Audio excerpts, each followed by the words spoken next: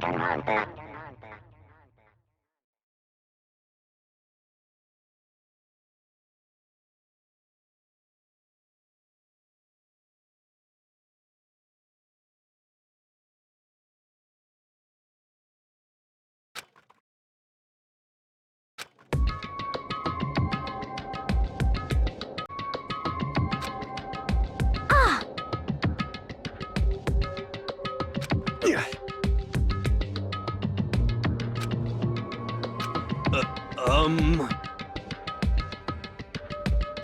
Well.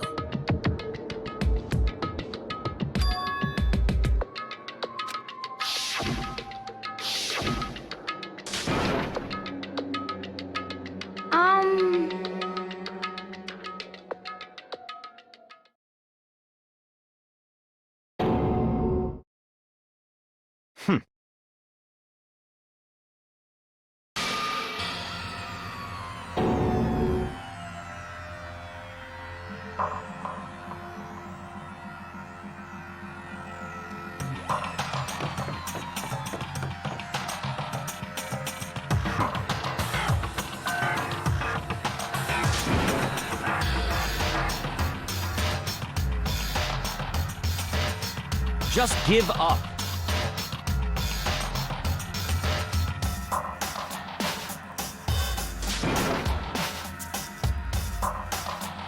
Why? What?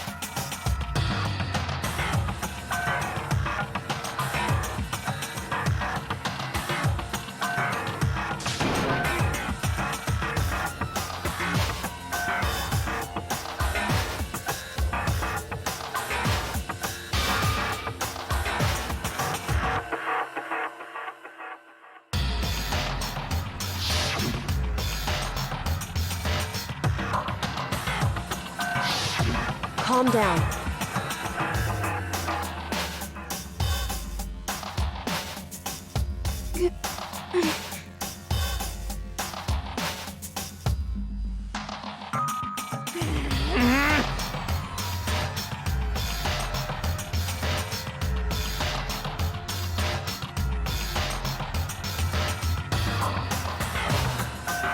So...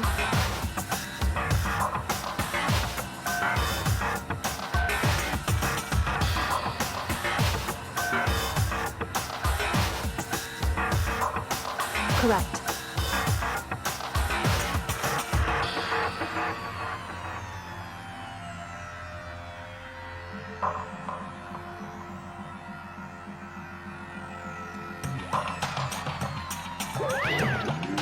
Wrong!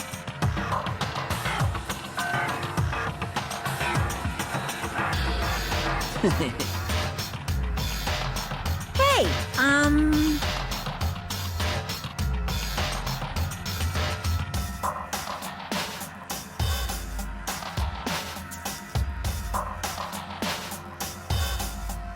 Listen up!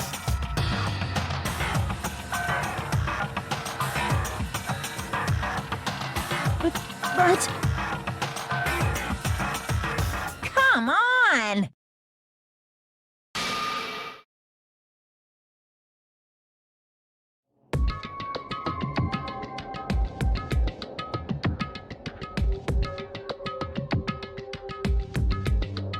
What?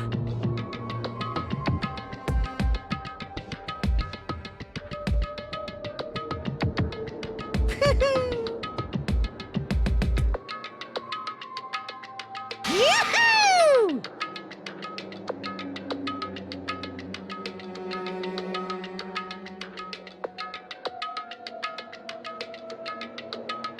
Well...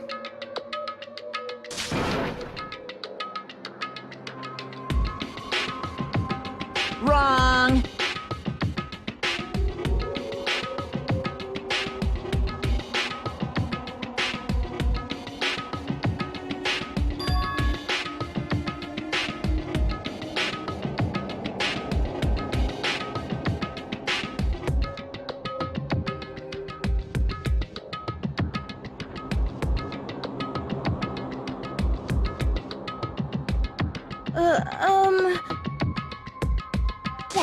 What is this?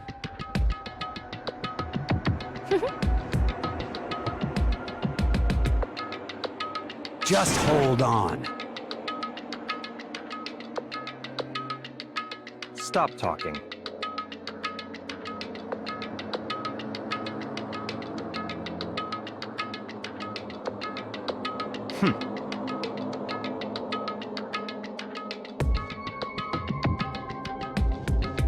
Huh?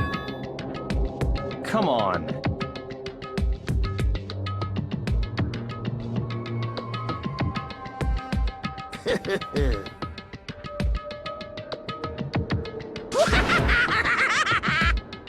What?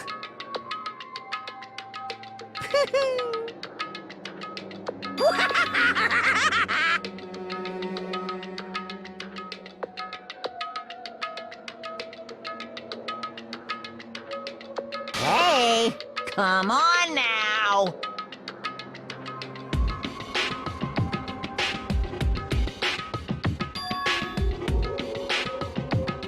Now then.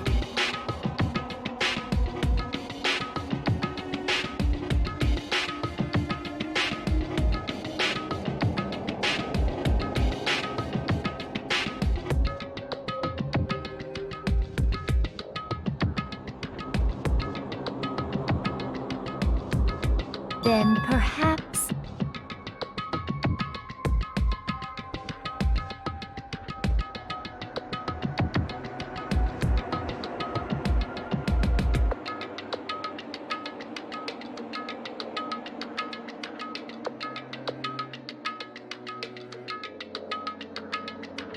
In other words,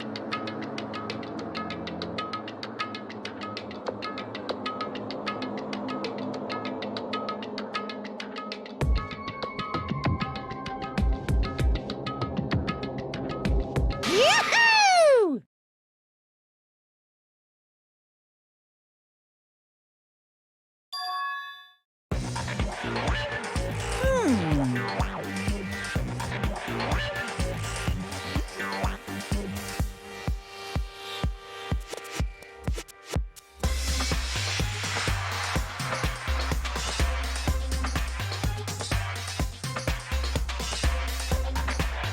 During the trial, you'll have to present your arguments about who you think the blackened is. And once everything comes to an end, the outcome will be decided by popular vote. If the answer you've arrived at is correct, only the one that disturbed your peace will be punished. The rest may continue their communal life. However, if you choose poorly, then the one who got away with murder will survive, and the rest of you will receive your punishment.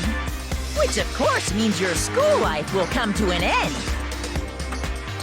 As far as class trial rules go, that's all there is to it. Well...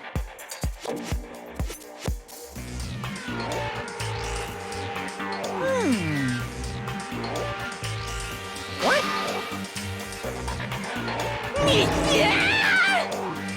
What?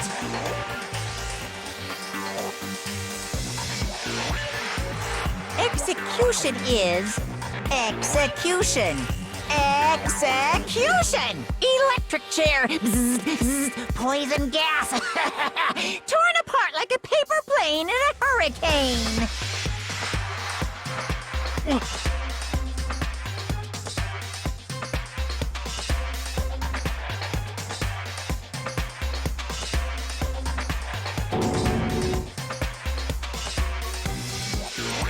Well done.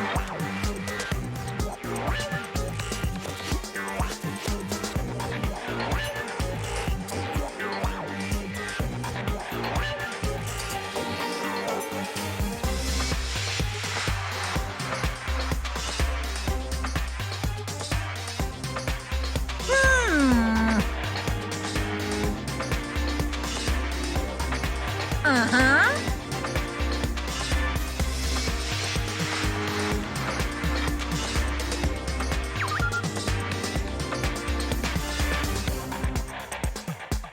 Hey!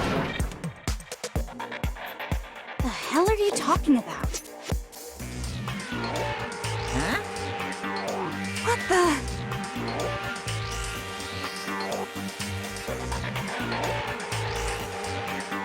What's this? Stop it!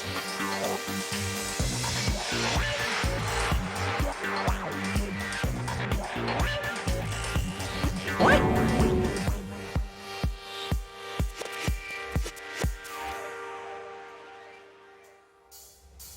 The hell are you talking about?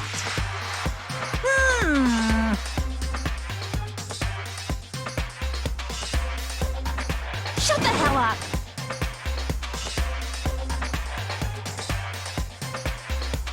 I don't believe it!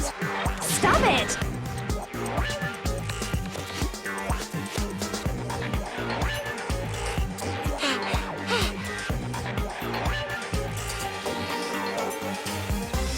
Shing!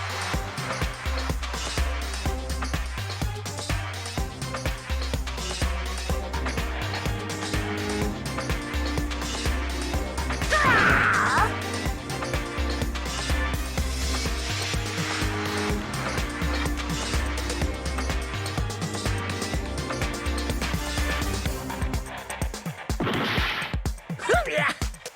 Are you enjoying yourself now? Are you? Violence against Headmaster Monokuma is not allowed! You violated a school regulation! I invoke the mighty summon spell! Help! To me, godly spear, Gungnir!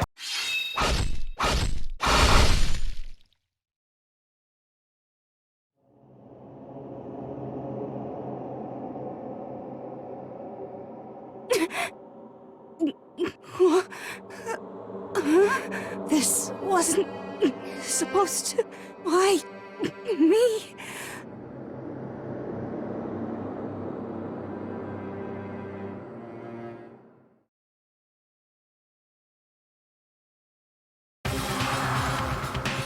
No way!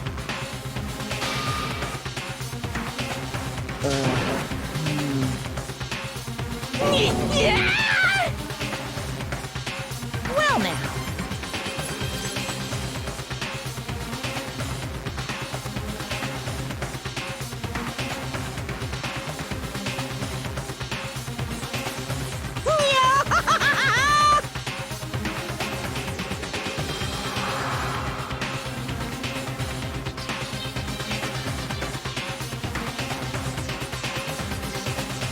Now you see just how serious I am. Defy me and you get shot full of holes, exploded, buried alive, disintegrated, etc. So, if you don't want that to happen to you, you'd best obey those school regulations.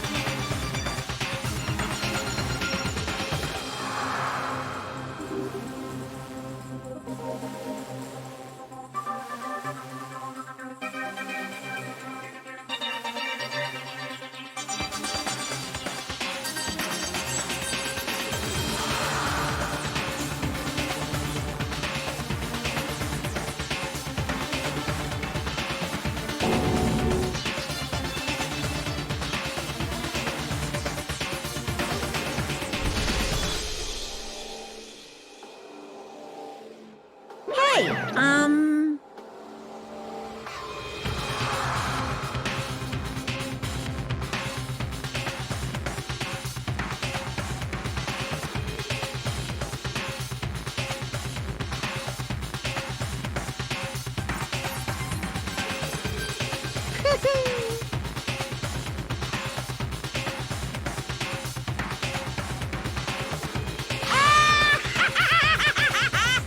Why?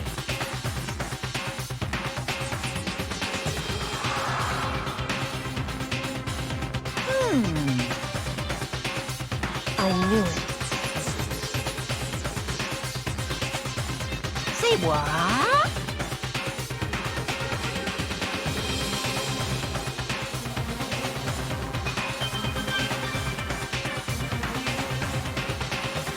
Damn it! Well now.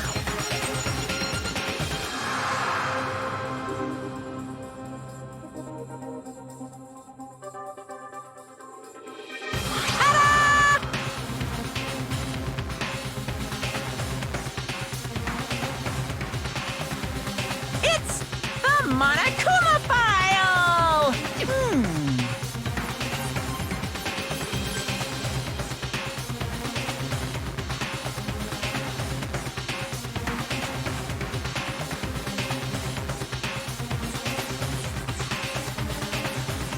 So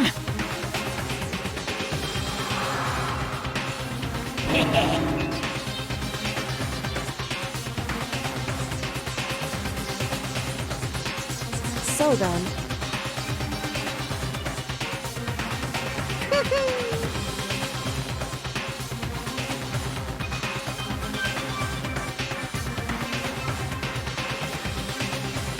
Correct.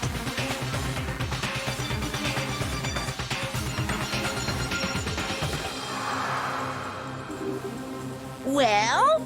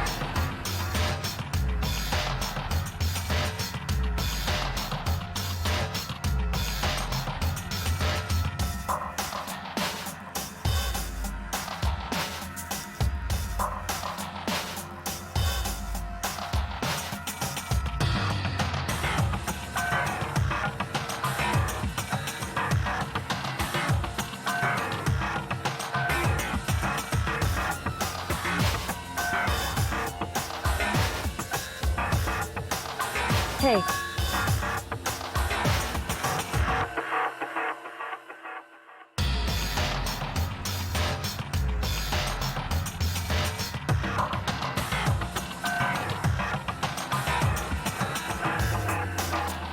What? In other words,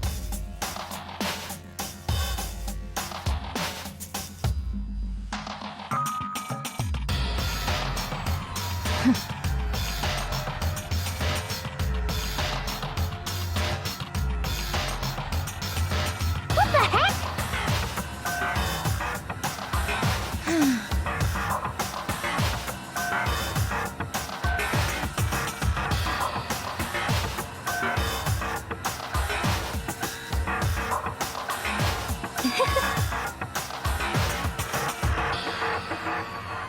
that's terrible!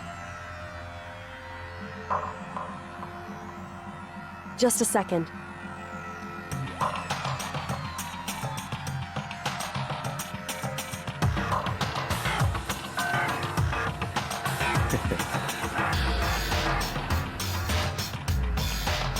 Of course.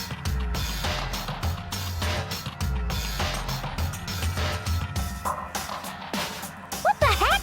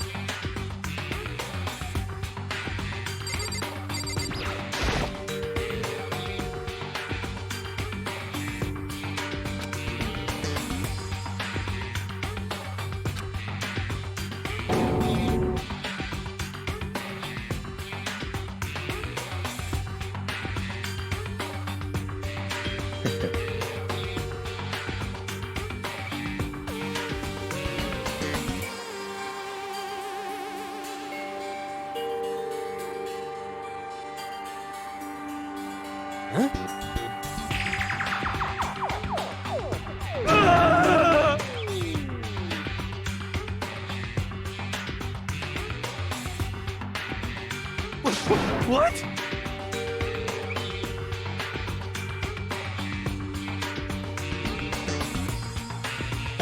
Let me out of here!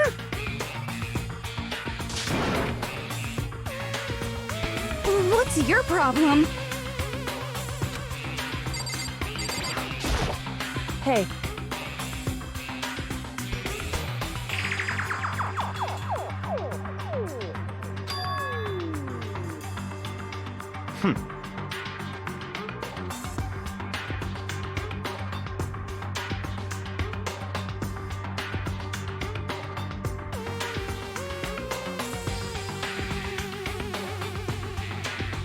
Hey.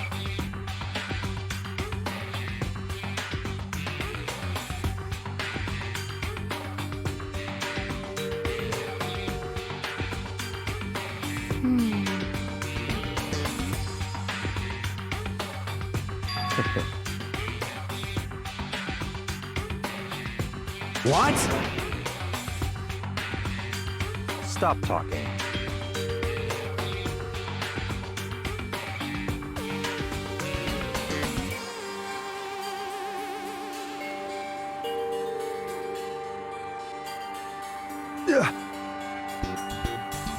So then.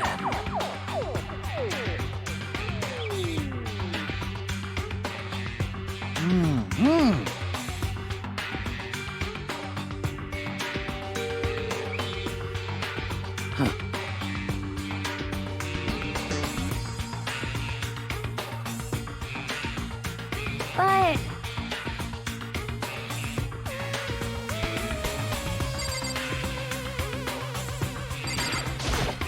Oh!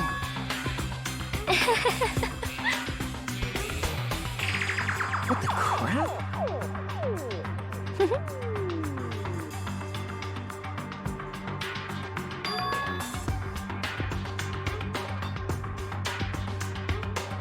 Huh?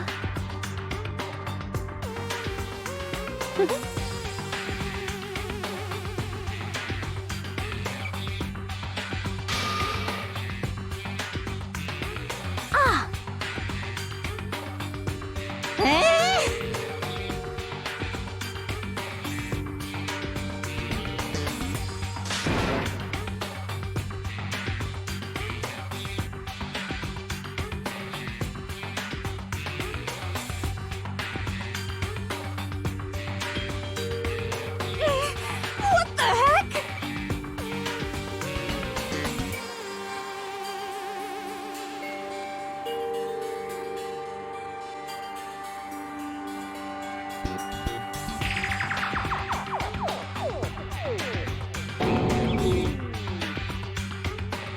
So then...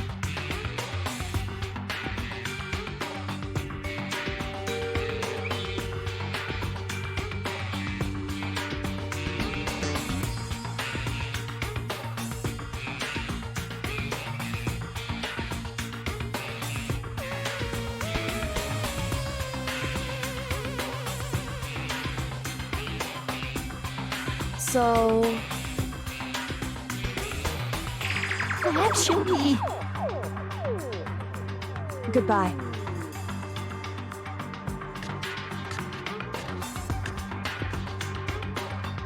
Goodbye.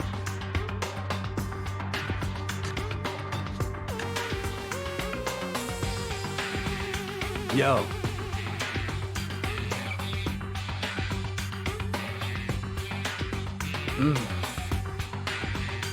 Hey, damn it.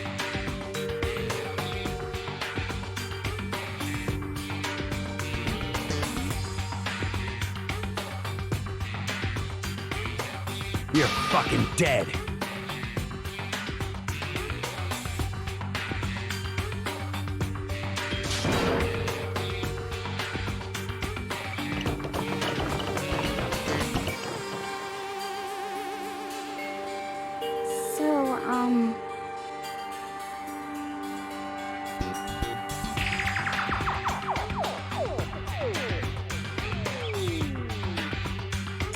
anyway.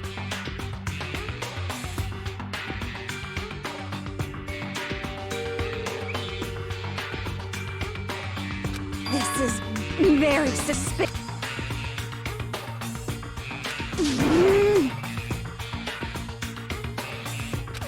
So,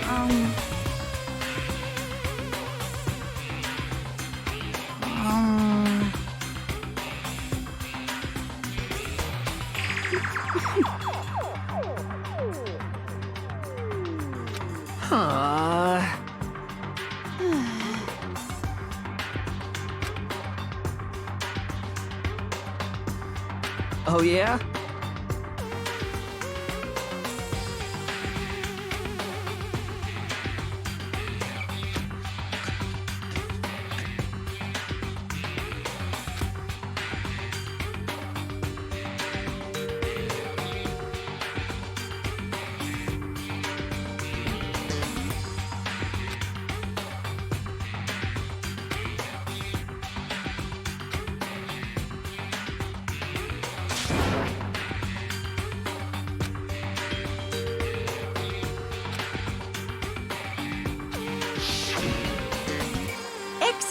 Execution is execution. Execution! Electric chair! Bzz, bzz, poison gas! Torn apart like a paper plane in a hurricane!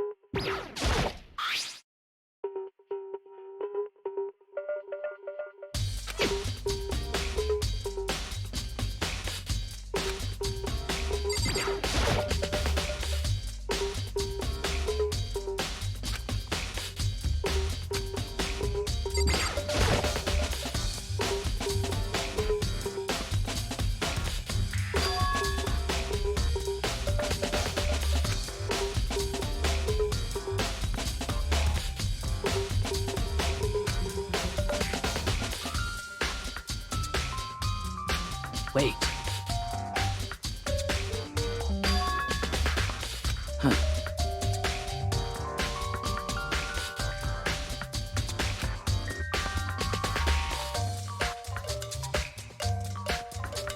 Well.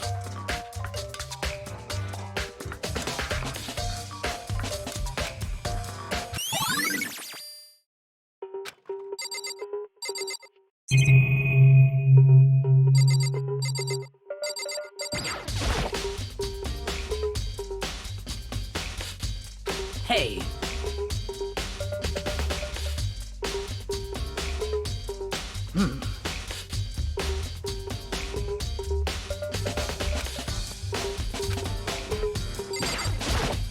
By the way,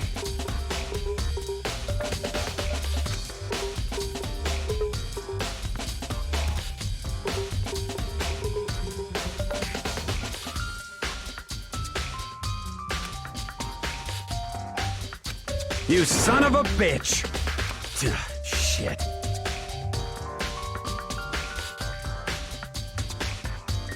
You're fucking dead.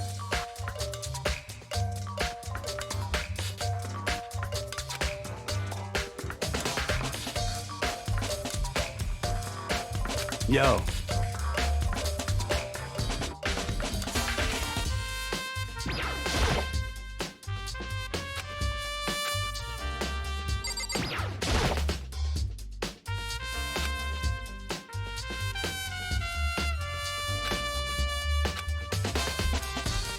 What are you doing? Isn't it obvious? No, not really. I'm searching. Searching?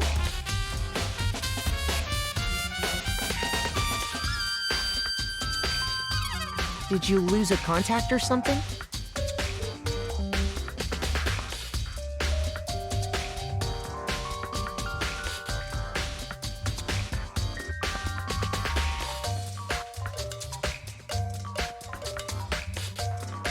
Listen.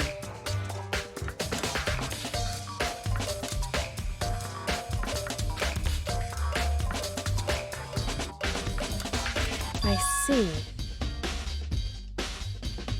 Hey.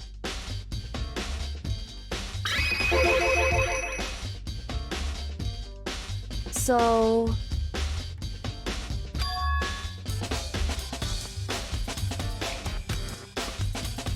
Indeed.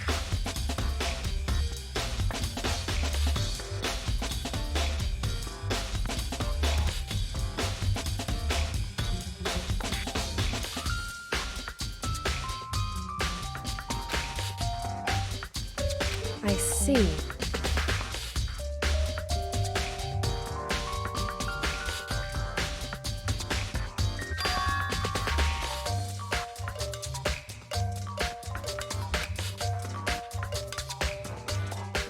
Well,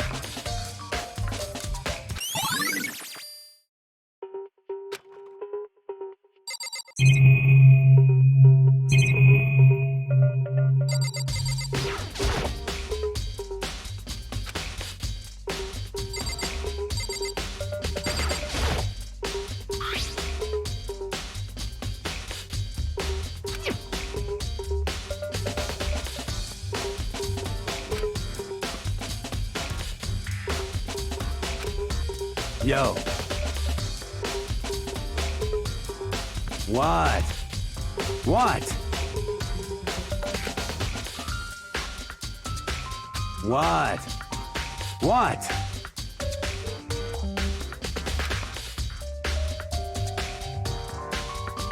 By the way,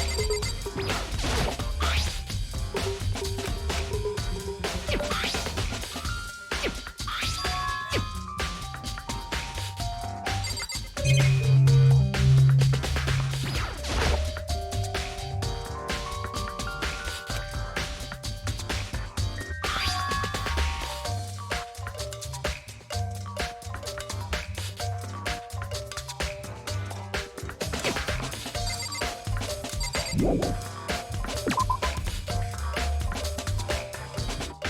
would seem.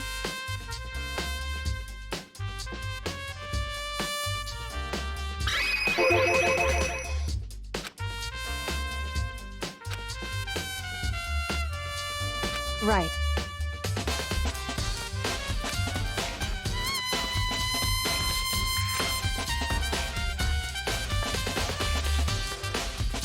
So.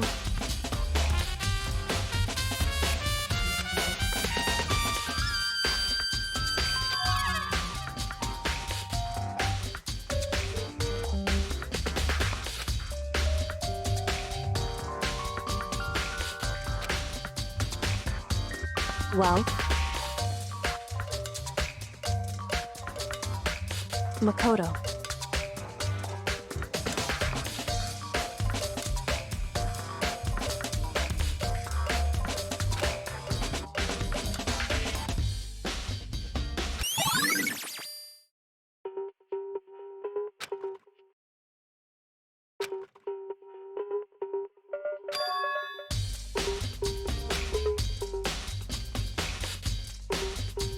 Makoto.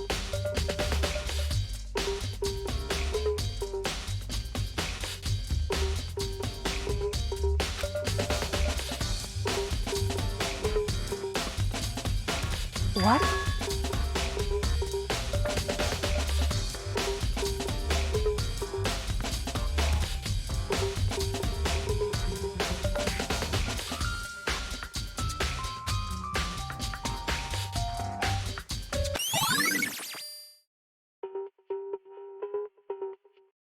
Correct.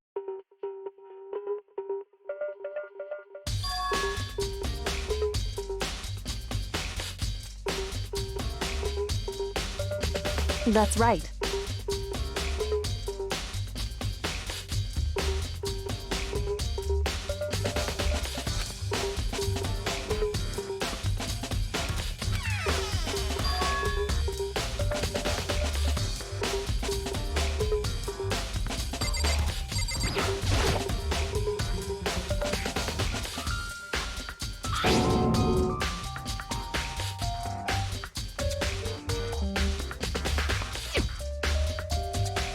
It would seem.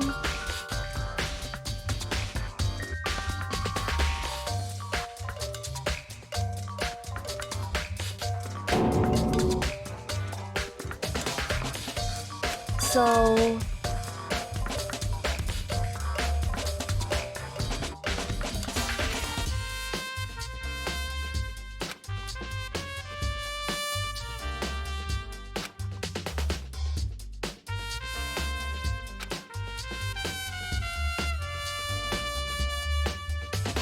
Just a second.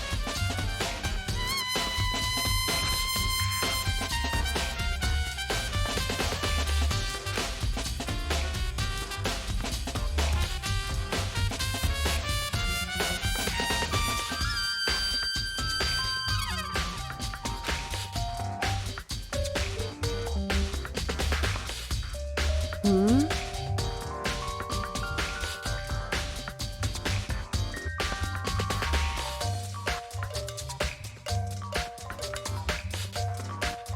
I see.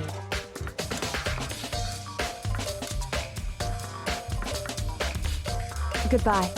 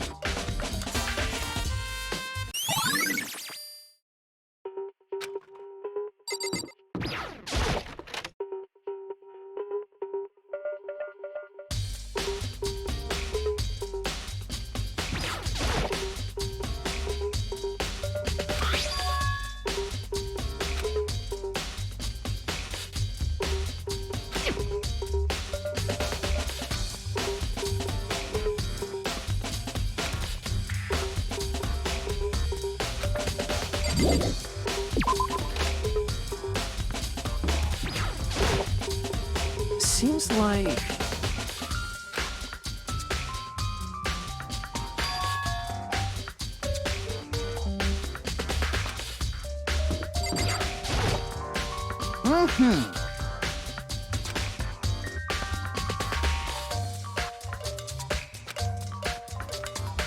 Most suspicious.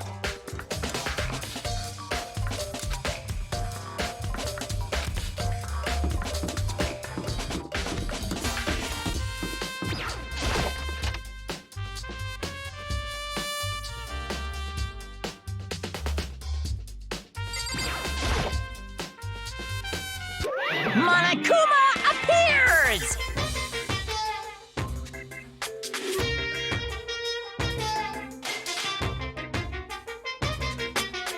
No, you can't go any further!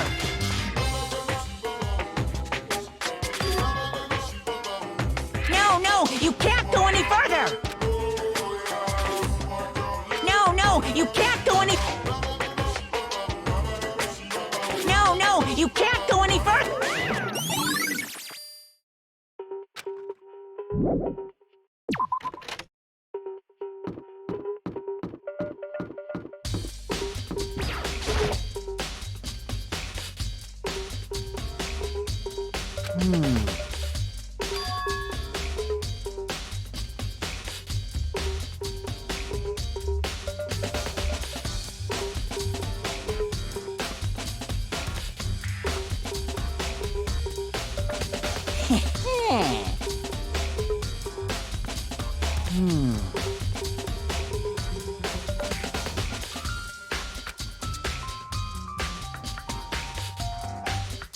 Here we go!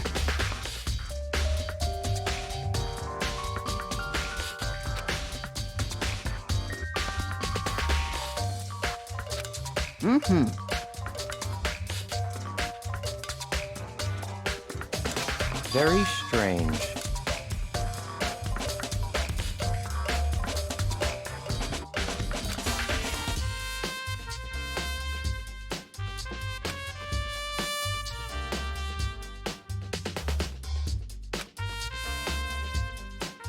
So, in other words,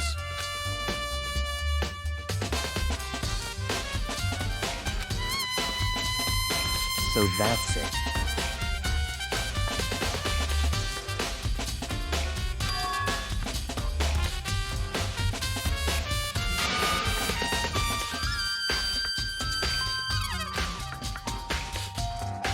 Hey, listen! Hey, you bastard! Oh,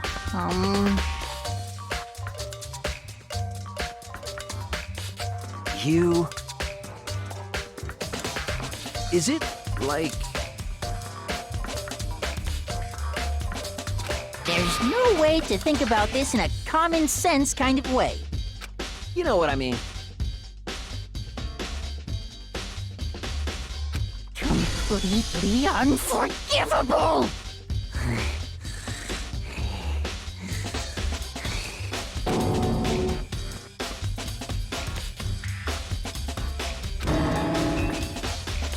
Give me a break.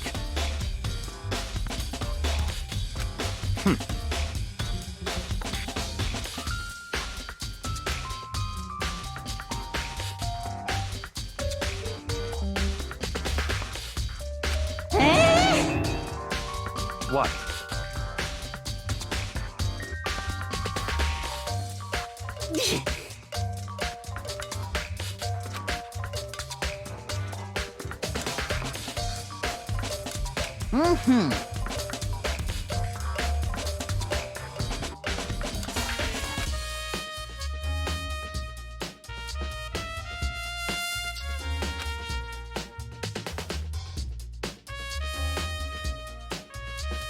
You got it.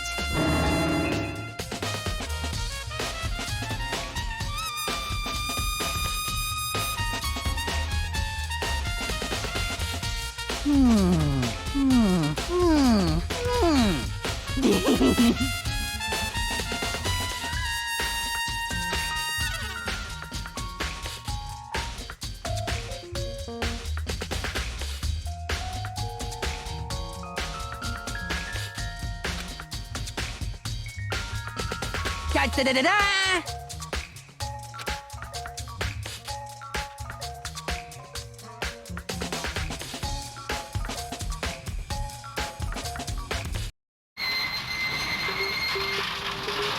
Mr. Naegi!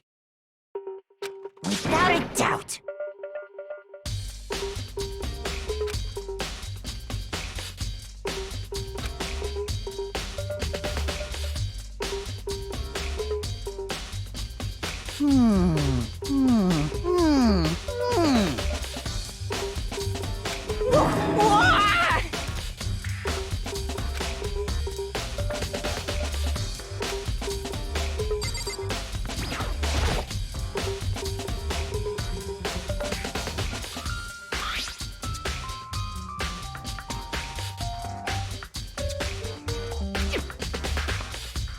Is this perhaps...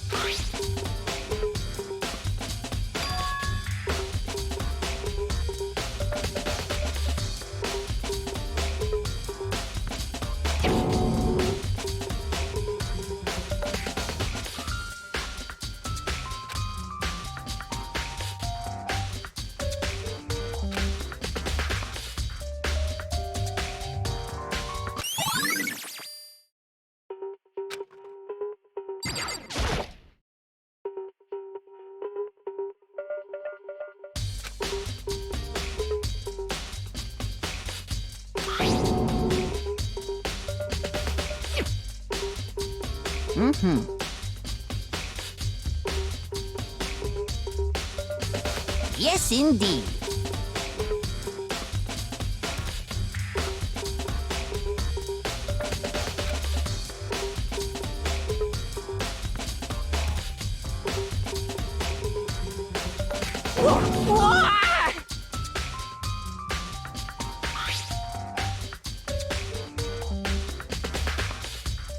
Was it a fairy?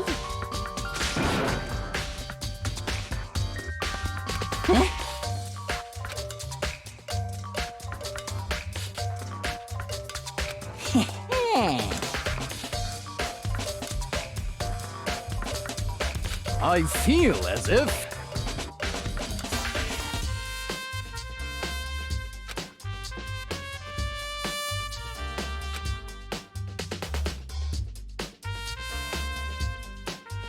Most suspicious.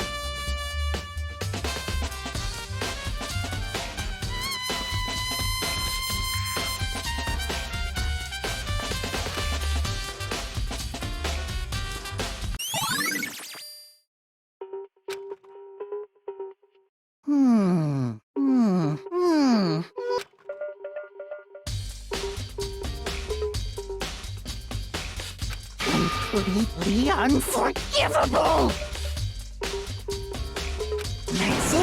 I'm sure of it!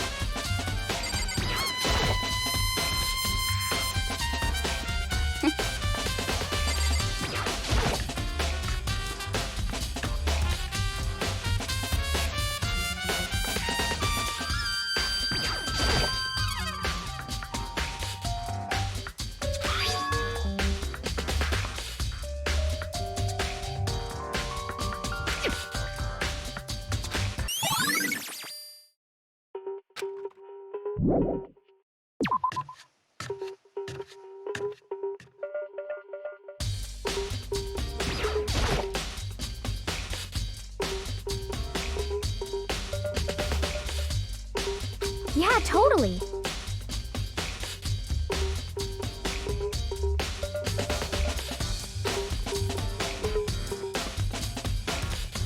That's right.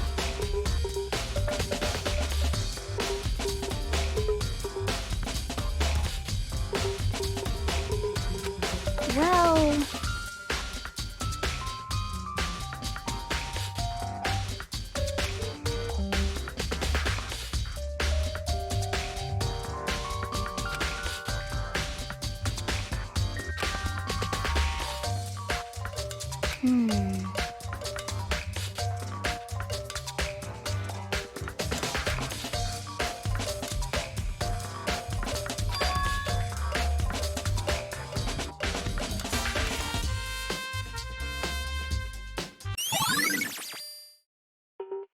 Um...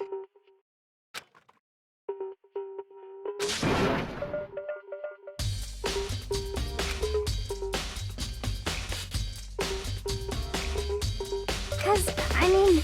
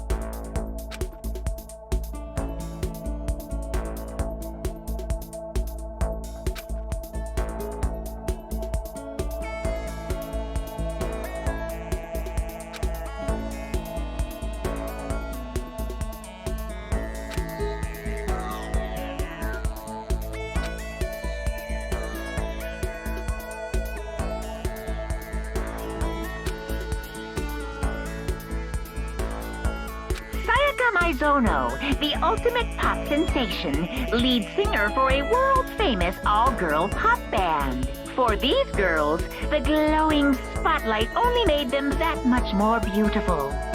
But then...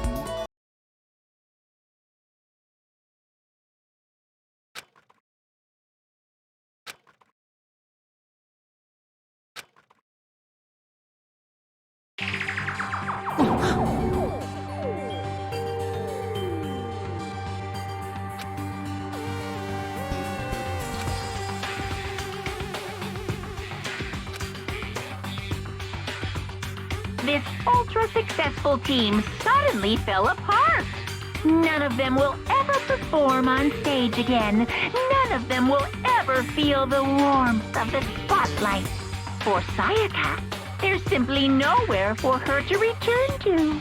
So here's the billion-dollar question. What, oh what, could have caused the group to go to pieces?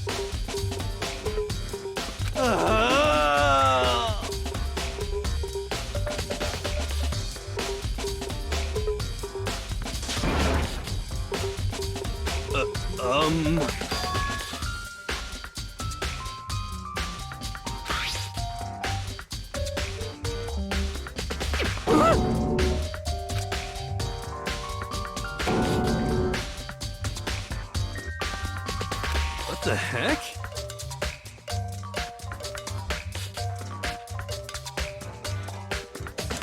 What?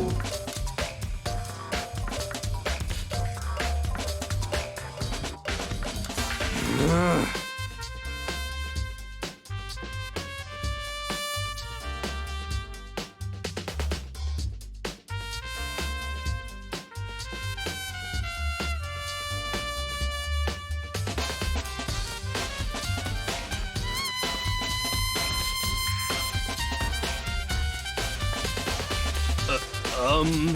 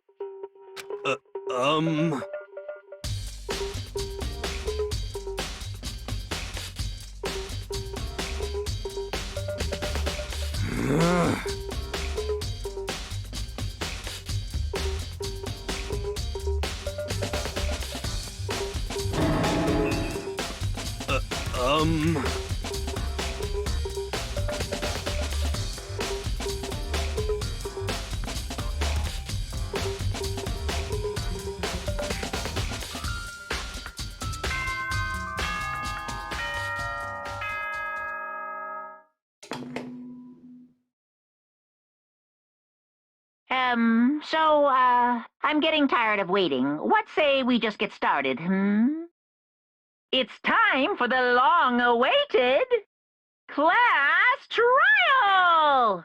Now then, allow me to appoint a proper location for the proceedings. Please go through the red door on the first floor of the school. See you soon!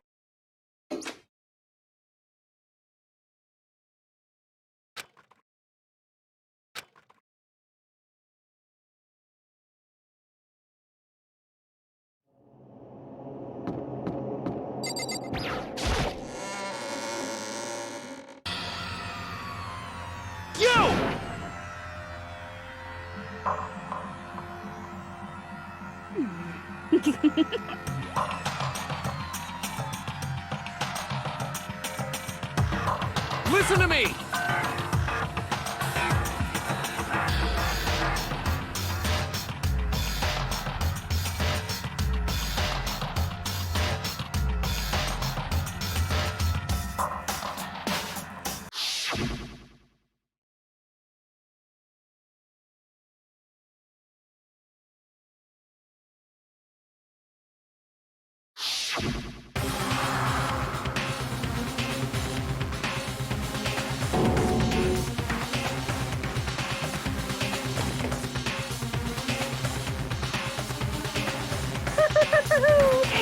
Everyone here?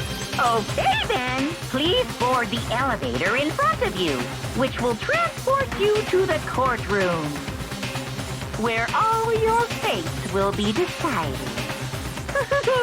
I'll meet you all down there. I'll be waiting.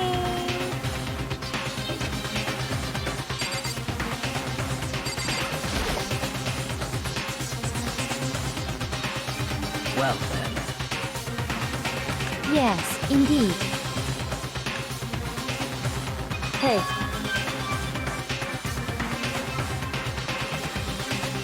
Makoto.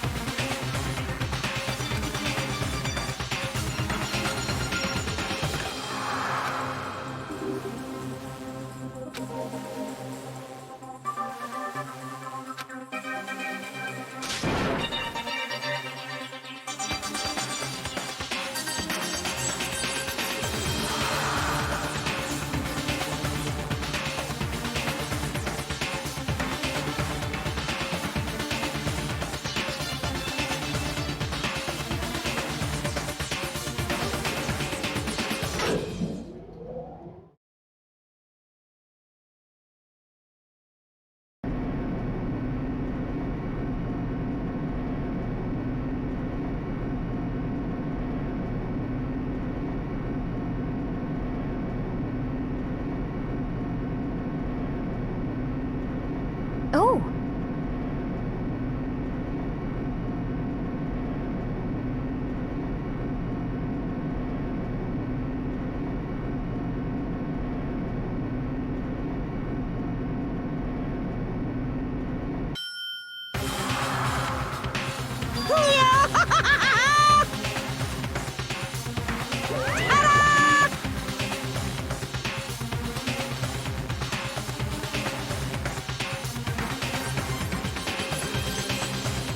Shit.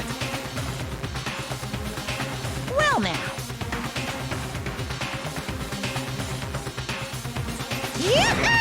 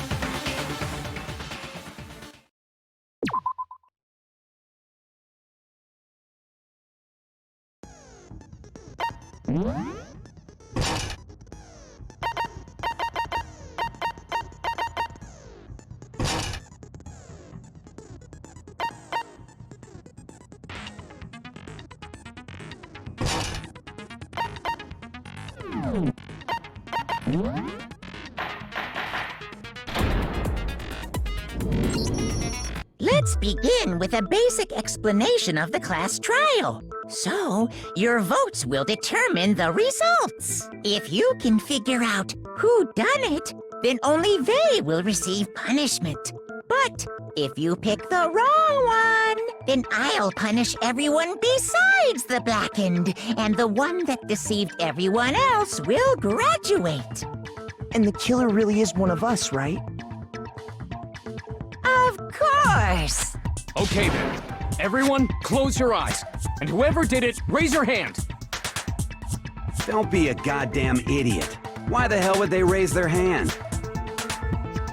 Before we move on and start the trial, can I ask a question real quick? What's going on with those pictures?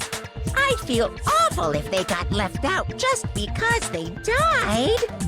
Friendship penetrates even death's barrier. Friendship penetrates? okay. But what about that other empty seat?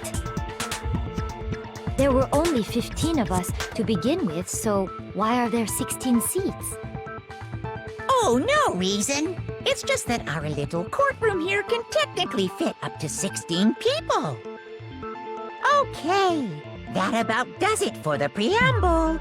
Get ready to get started. First up is the case summary. Now, let the class trial begin.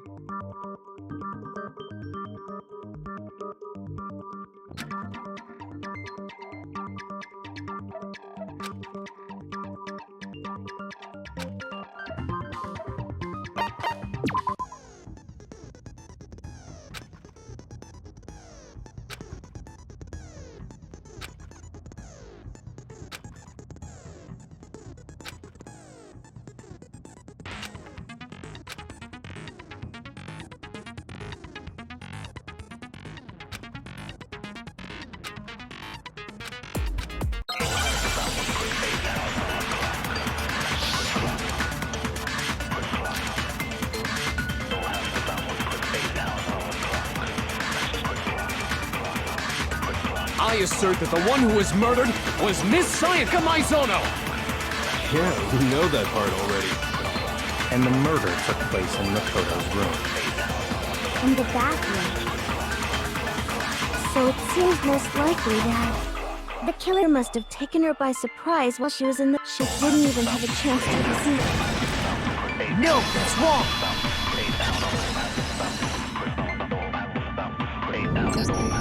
Just a second, Chihiro. Try to remember how my room looked. With the way things had been damaged, I think we can definitely assume there was a struggle. A struggle? Between who and who? Between Sayaka and the killer, of course. So you're saying Sayaka wasn't caught by surprise in the bathroom? She must have been attacked in the main room first. Then, she ran to the bathroom to try and hide. The killer followed her in, and that's where they finished the job. That much should have been obvious after taking one look at the scene. It shouldn't even need explaining. Sorry.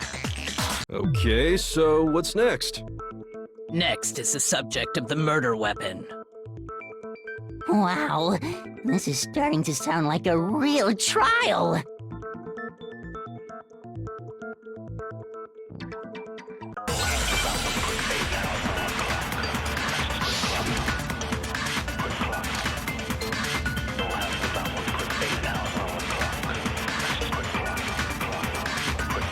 So what was used to kill her? There was some kind of sharp object thrust into her stomach. Without a doubt, that is the murder weapon! So the killer used some random... No, that's wrong!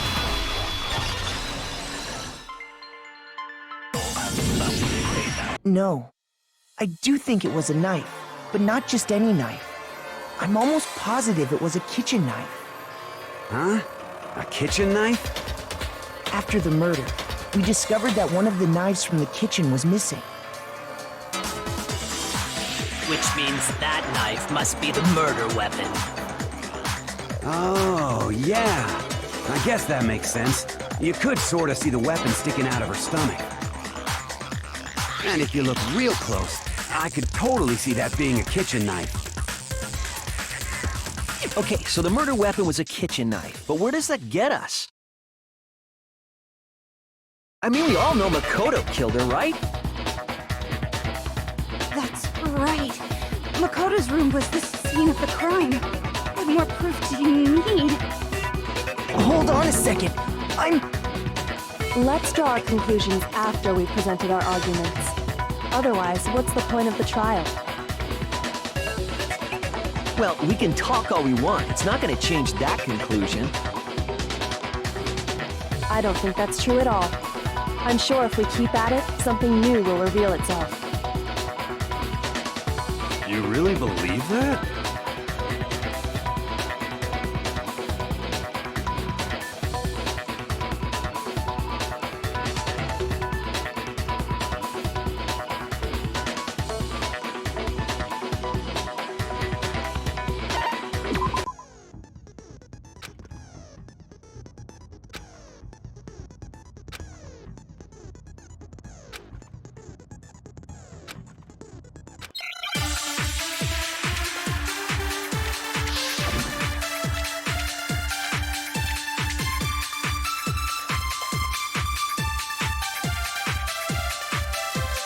So I guess there's no question that the kitchen knife was the murder weapon. But where does that get us? Makoto must have taken it from the kitchen, right? You did it in secret. No, that's wrong.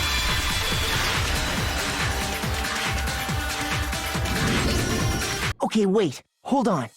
I didn't take the knife from the kitchen. Next, you're gonna say you're not the killer, right? Go ahead and say it all you want. Well, what if I have a witness? What do you think, Tina? Huh? Remember what you were telling me earlier?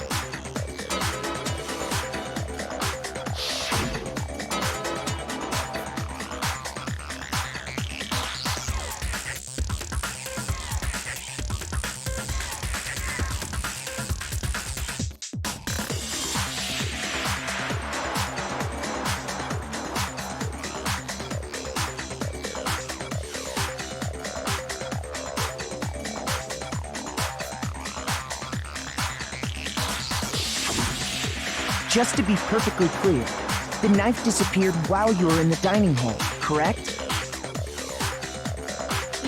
Yeah, that's right. And at any point while you were there, did you ever see me come into the dining hall? No, I don't think so. You don't think so? No, he definitely wasn't there. The knife disappeared while Hina was in the dining hall, but I wasn't there the entire time. In other words, there's no way I could have taken the knife. Okay, then what about this? What if the idiot swimmer girl and Makoto are in on it together, and lying to protect each other? Idiot swimmer girl? Oh, and more importantly, why would I get involved in something like that? Speaking of which, I'd like to ask the bear, if there is an accomplice, do they also become blackened? So you ask, and so I shall answer. Each murder is allowed to have an accomplice, but only the one who does the killing will get to graduate. So in other words, two people can work together, but one of them has no chance of profiting from it. Then there's no way anyone would work together, right? But what if they did work together, and they just didn't know about the rule? Ugh, good grief! Enough already! No, okay? There are no accomplices in this case! Oops! Did I say that out loud? Anyway, I didn't go to the dining hall, and I didn't take the knife. So I'm not the killer. Okay, so then, who did take the knife? Hina seems the obvious candidate. After all, she just said she was in the dining hall. No way! I swear it wasn't me! Sure, but can you or anyone else prove that? I can. That's right! Sakura was with me the entire time I was drinking my tea. I hate to have to ask, but just to be sure, Sakura's... Me. Right. But then, couldn't either one of them have grabbed the knife? Actually, no. Because, well... Just spit it out already.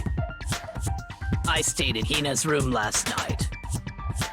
I got so scared thanks to those creepy videos. I wasn't really thinking, I just asked her to stay over. Which means we have airtight alibis. You stayed over? Doesn't that violate one of the school regulations?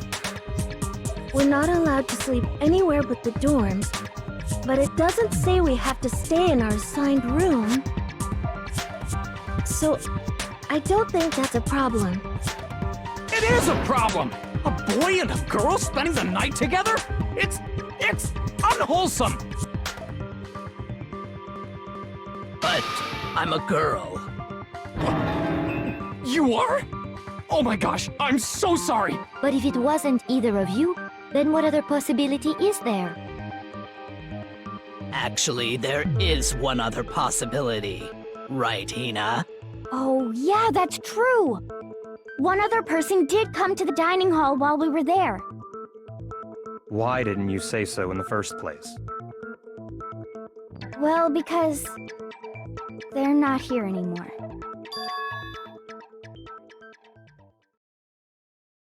Sayaka. She's the one who came to the dining hall. And then later, she wound up dead.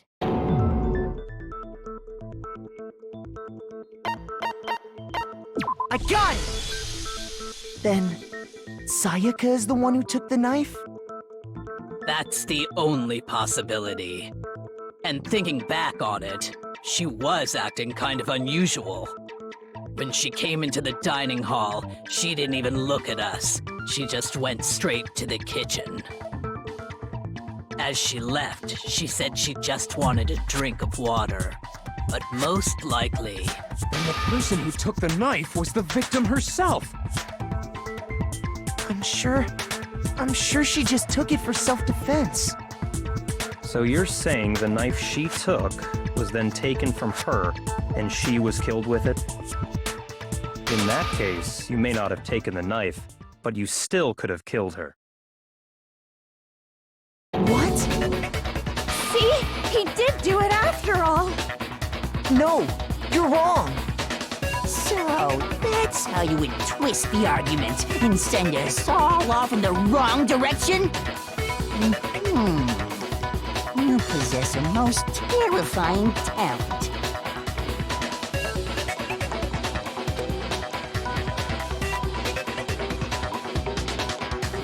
Hold on. It's still too early to decide conclusively that Makoto is the killer, wouldn't you say?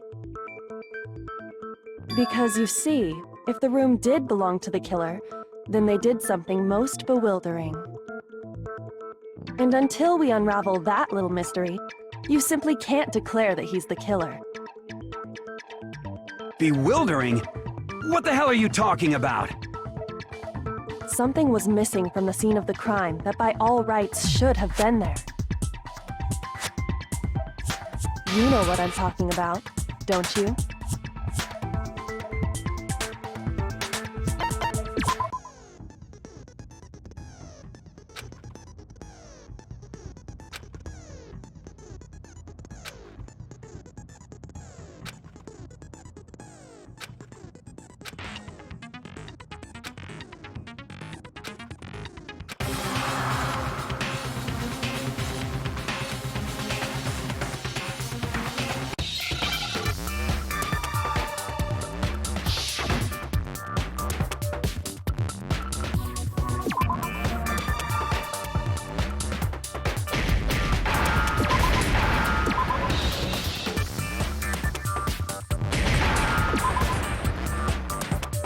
Now I understand! That's right! There wasn't a single hair on the floor! So, the culprit removed some evidence? Yes, and if I were the culprit, why would I need to get rid of all the hair in my own room? It wouldn't be unusual at all to find my hair at the crime scene if the crime scene is in my room. The reason all the hair was gone was to remove any trace that Sayaka had ever been there. That makes sense, does it not? No. If that were the case, they would have had to do something about the body itself, not just her hair. Yes, very true, very true. Okay, then why wasn't there any hair on the ground? The killer got rid of it all, of course, to remove any trace that they had ever been there. Wait, then that means... Precisely. It's simply beyond reason to believe that the room's owner and the killer are one and the same. Then, Makoto isn't the culprit? Are you sure we can decide something so important based solely on the absence of some hair? No. There are other reasons that prove why Makoto couldn't have done it. I would like to hear these reasons. Do you remember anything remarkable about the bathroom at the scene? Sayaka was attacked in the main room first, then fled into the bathroom, right? Yeah, then they ran after her, got into the bathroom, and stabbed her. And how did the killer get into the bathroom? Did they have any trouble with it? What do you mean? It's fairly certain that the killer had some trouble getting into the bathroom. There was clear evidence left behind. Do you remember, Makoto?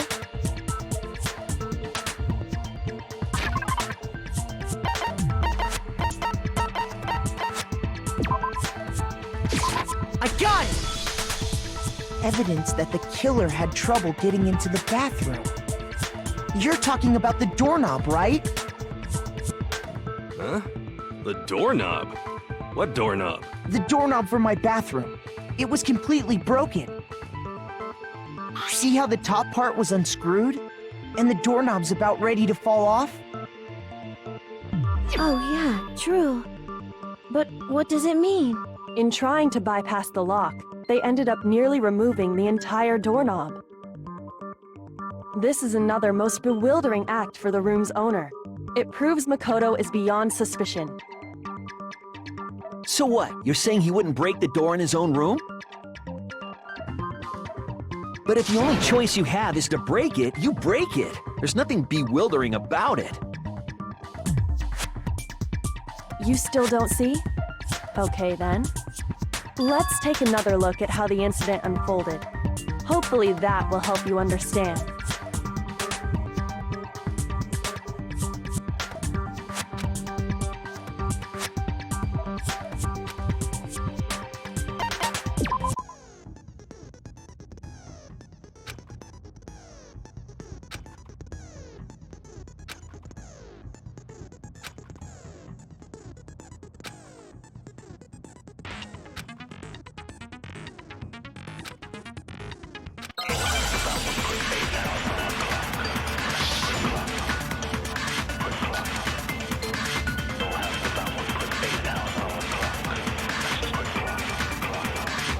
The incident took place in Makoto's room. Sayaka was first attacked in the main room. She then fled into the bathroom. Then the killer ran after her. And they got into the bathroom. At that point, the killer had to try and bust down the door. Because Sayaka had locked it. No, that's wrong!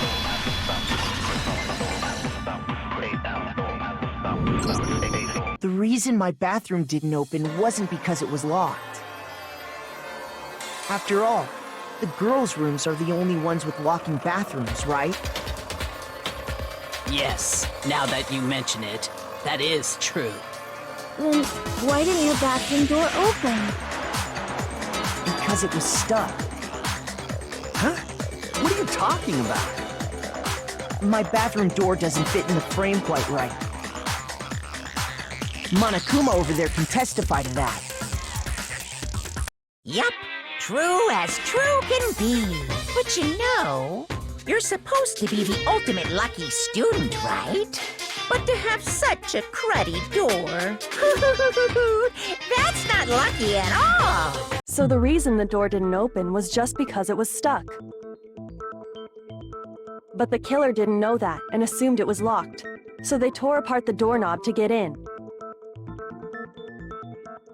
Okay, but then why would the killer even think the door was locked in the first place? Everyone should have known you can't lock any of the boys' bathrooms. The killer could easily make that mistake, thanks to one important detail about the scene of the crime.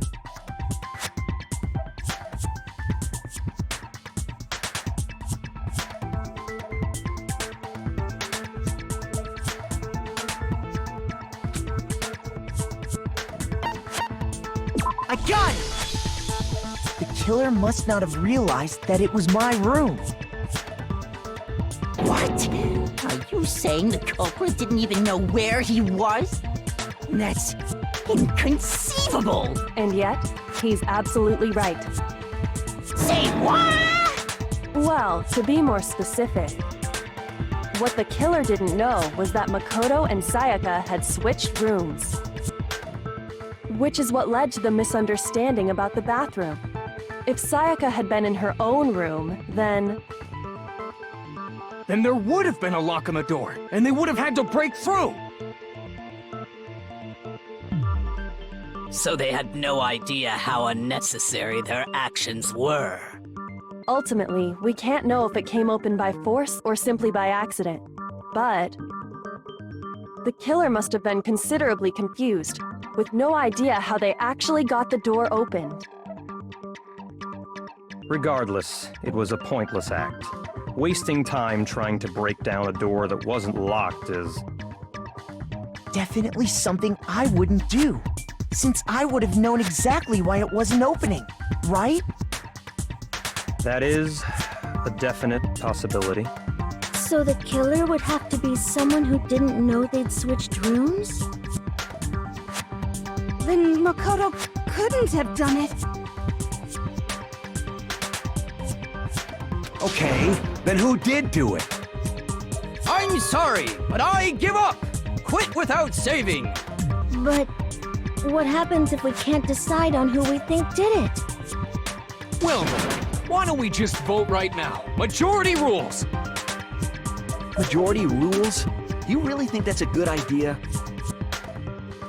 Yeah, our necks are on the line here. Someone seriously needs to do something. For serious. Does no one have any other thoughts or questions? It does not matter how trivial they may seem. Oh, as a matter of fact, I do have one question.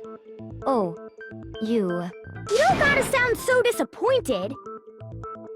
It's fine, it's fine. Just ask your question. Oh yeah. Okay, so, well, I was just wondering, how did the culprit get into Makoto's room in the first place? Yes. How did the killer get inside? Maybe Sayaka just dropped the key somewhere and the culprit picked it up. That's possible, right? I don't think so. That seems way too convenient. Then, maybe someone picked the lock? Negative! If you remember, Monokuma made it quite clear that the locks are all unpickable. Fine. How about this? The killer got in the easy way. They could have knocked and said they wanted to talk or something, and Ms. Maizono just let him in. No, that can't be it either. Oh, trying to argue against me? Sounds like someone doesn't know his place. Hello? Why exactly can't that be it?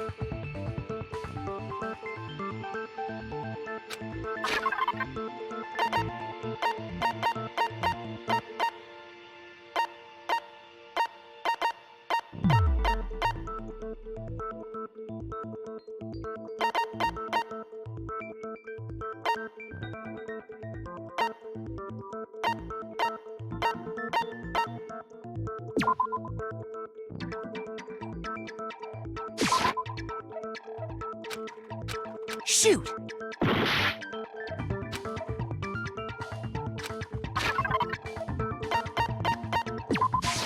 I got it! Because Sayaka was already scared, remember? That's why she asked me to switch rooms in the first place.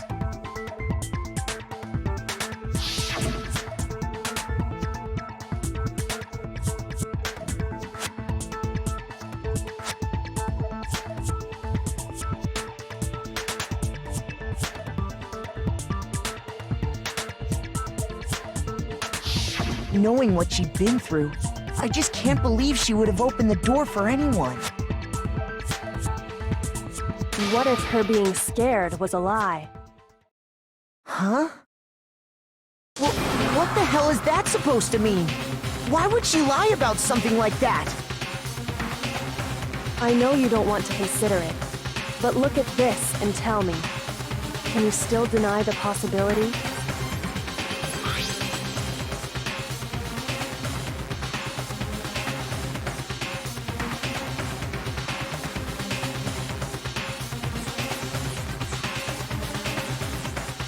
I found a notepad during my search, and I shaded in the top sheet with a pencil. And these are the words that appeared. Oh man! I've totally seen people do that on detective shows. When you write, it can leave an imprint. Sketch over the next sheet of paper, and you can see the words.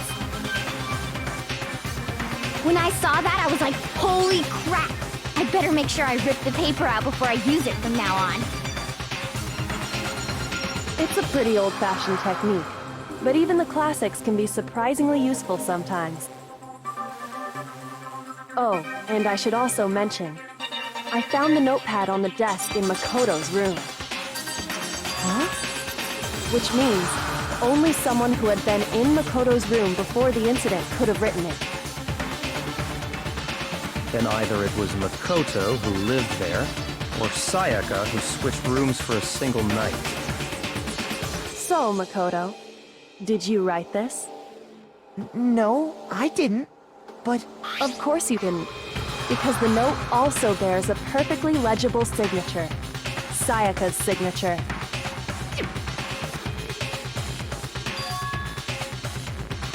But why? Why would she write that? The note was likely her way of getting in touch with a certain someone. She must have slid it under their door to let them know she wanted to meet with them in secret. If you got an invitation like that from the ultimate pop sensation, what young man could resist? Of course, I'm only into 2D, so it wouldn't have any effect on me. But can we be sure anyone even got this note? And honestly, even if they did, I do not think they are at all involved in what happened. Huh? What makes you say that? Would you like to hear what I have to say? Very well then, pay attention.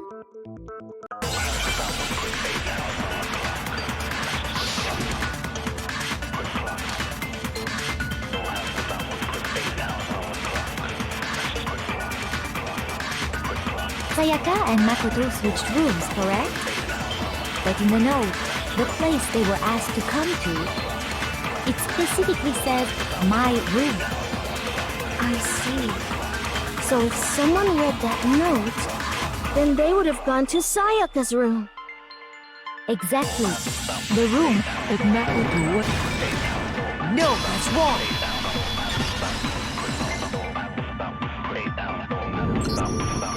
The nameplates on Mai and Sayaka's rooms got switched. They got switched? That's right. The nameplates got switched, just like the rooms themselves. As a result, the nameplate on Sayaka's room actually had Makoto's name. And the nameplate on Makoto's room had Sayaka's. So what you're saying is, the room Sayaka was staying in was actually marked as her room. Then, if someone did do what the note said, they would end up at Makoto's room where Sayaka was. Plus, their rooms are right next to each other, so switching the nameplates would be no problem. And the one who switched the names was... Well, of course it wasn't you, right, Makoto? Right. Okay, then who did it?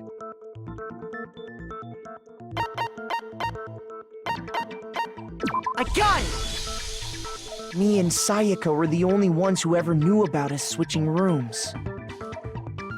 So the only other person besides me who would even know to switch the nameplates was Sayaka. You can also infer as much from her note.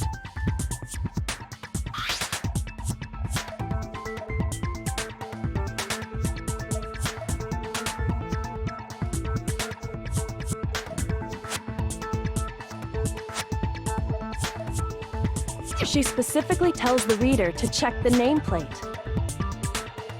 She would only have written that if she knew the nameplates had been switched. But why would she switch them in the first place?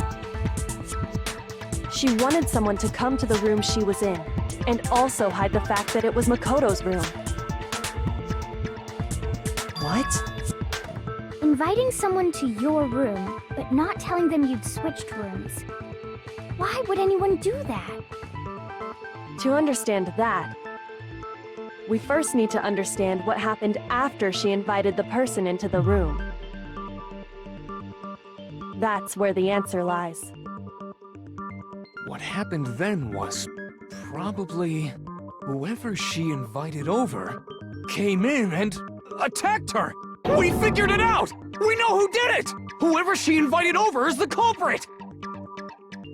But we still don't know who it is, you goddamn idiot! Sayaka fought with her killer there in the room, yes? Perhaps the answer to our previous question lies in that initial struggle. Yes, I think you're right. Then... we just have to figure out what happened during the fight, right? That reminds me. There was a replica sword at the murder scene. Was that perhaps used during the fight? Oh yeah. What's the deal with that sword? Sayaka suggested I should hold on to it. I thought it might come in handy if I had to defend myself. It seems pretty likely that the killer used it to break Sayaka's right wrist. How the hell could you possibly know that's what broke her wrist?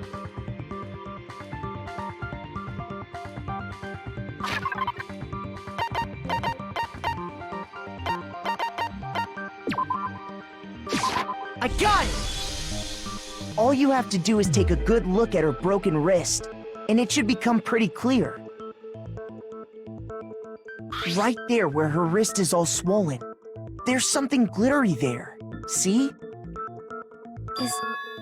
Is that gold? It sure is.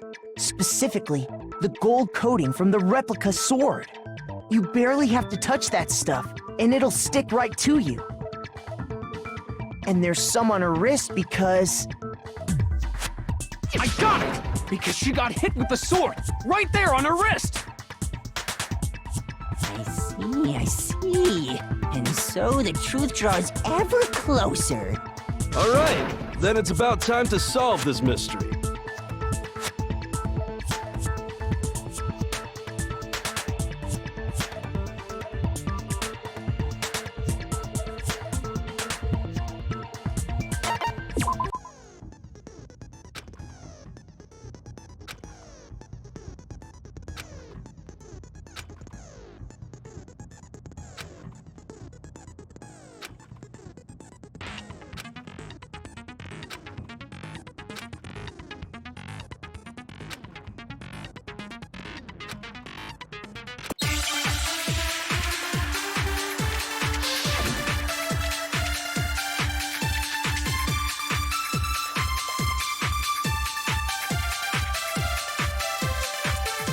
When the fighting broke out, the culprit grabbed the sword, and that's when the first blow was dealt. A sword-based sneak attack! No, that's wrong!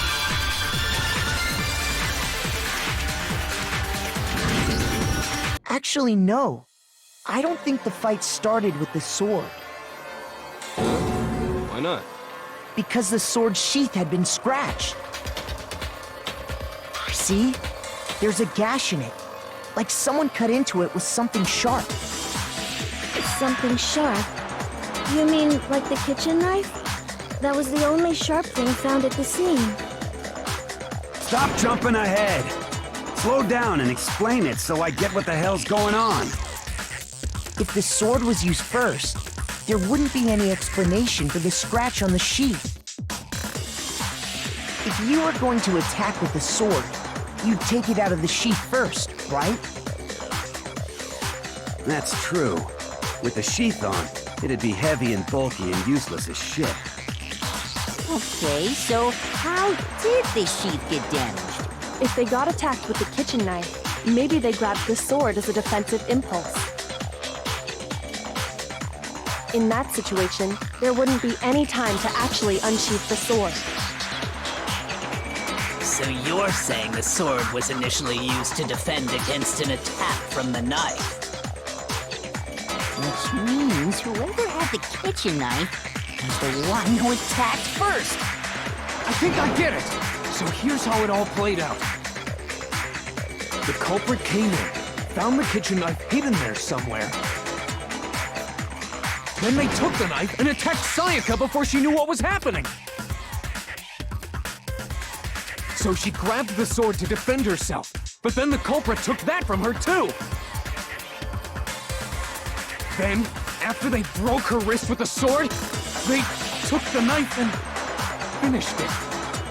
Sorry, but I don't think Sayaka used the sword to defend herself. What? How the hell can you not think that? Because she never held the sword at all. There's a certain part of her body that makes this clear.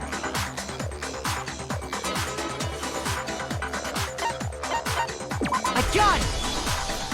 You're talking about her palms, right?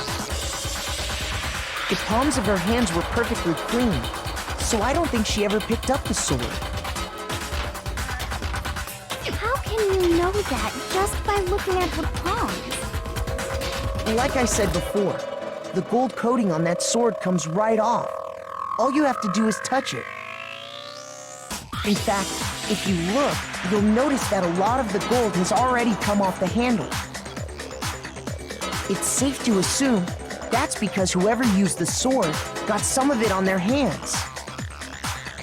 There's really no way she could have picked it up and come away completely clean. Maybe she washed her hands after she escaped into the bathroom. Sorry, but I don't think so. Why do you say that? Is it because you think I'm ugly? No, that's not it at all. I got it! According to the Monokuma file, Sayaka's time of death was around 1:30 a.m. In other words, at nighttime. And the water in the bathroom shuts off at nighttime, right? Oh, I didn't know that. Actually, I haven't taken a shower here yet. Oh my. You're no different! You smell like a big fat ugly donkey! I'm not sure whether to take that as an insult or a compliment. An insult, obviously. So anyway, if Sayaka never touched the sword, then that means the killer is the only one who used the sword. But hold on. If that's right, then the one who damaged the sheath with the kitchen knife was...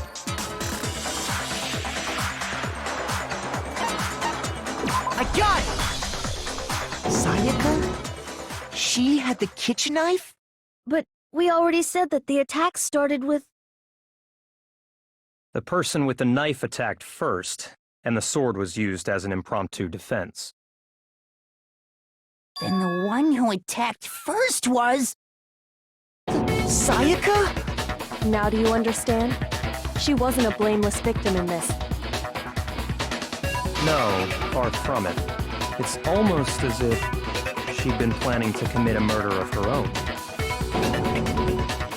She took the knife from the kitchen, then invited the culprit to the room she was staying in. And if it's true that she had the kitchen knife and attacked without provocation... Indeed. These are all the actions of an assailant. Which brings up another point. Makoto, Sayaka was the one who suggested you two switch rooms, correct? Maybe the reason she wanted to switch rooms was so that she could pin the crime on you. That is a possibility, is it not? Sayaka wanted to... on me? That would also explain why she would switch the nameplates. She wanted to get whoever she had targeted to come to Makoto's room where she was staying. And by committing the murder there, instead of her room, that would implicate Makoto.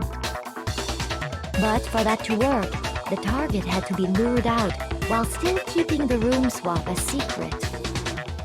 If the target knew she had switched rooms, they would have become suspicious right away. So all that's why she switched the names? But doesn't that plan seem a little risky? For one thing, even if her plan worked, Mr. Naegi would just tell everyone they'd switched rooms. I don't know. I'm not sure our soft-hearted Makoto is capable of that kind of cutthroat behavior. I'm sure Sayaka realized the same thing, which is why out of all of us, she asked him to switch rooms. Plus, she was the ultimate pop sensation. A totally forgettable kid. Or a national superstar. Who are you more likely to believe? Wait, then you're saying she had this all planned out? Holy shit! But in the end, her plan backfired. She launched her attack with the knife, then found herself under attack in turn. That must be when her wrist got broken, and she was forced to drop the knife. The tables were suddenly turned on her, and she died at the hands of the one she'd planned to murder. Just hold on! That can't be true! Because... Hey! You guys have totally derailed the argument. You're being super boring right now. Come on, hurry up and decide who did it. Wouldn't it be awful if I had to punish you all just because you ran out of time? Oh yeah, we gotta decide who we think did it. Makoto, right now you just need to concentrate on figuring out the answer to this mystery. If we can't uncover who murdered Sayaka, it's over for all of us.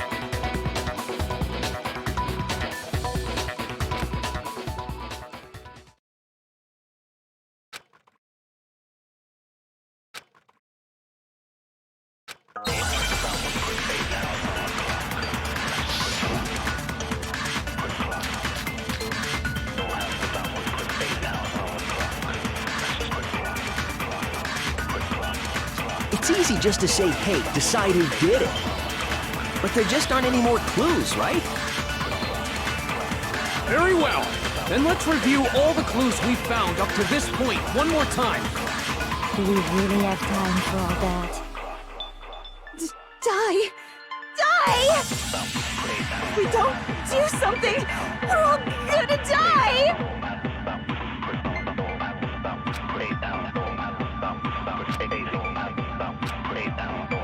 It's easy just to say, hey, decide who did it. But there just aren't any more clues. No, that's wrong.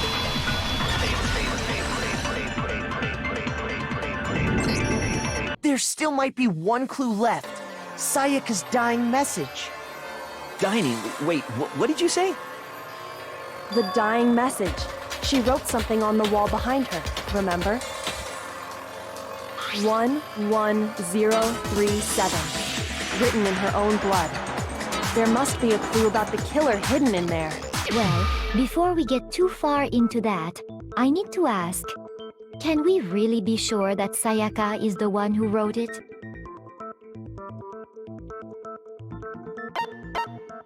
I got it! Her left index finger had blood on it.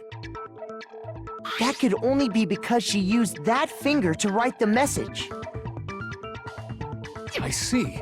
She broke her right wrist during the fight, so she'd have to use her left hand to write. Sure. I think we can all agree Sayaka wrote it. But still, what the heck do those numbers mean? 11037? Hey, Chihiro. You're a computer nerd or whatever, right? You should know all about numbers and shit. No, that's not... Yes, I'm a programmer, but I don't see any kind of meaning in these numbers. Of course. It's because they're not numbers. Oh, yeah, it looks like... Huh? What? No, it's just a look at the numbers, assuming they're not numbers. Don't these first two, 1-1, look less like two numbers and more like one letter? Ah, you're right. The connecting line is barely there, so I assumed it was 1-1, but looking at it now, you could also read it as an N. Whoa, you might have finally just said something worth a shit. Our little gray cells are really getting excited now. But even if that really is an N, 1037 doesn't make any more sense than before.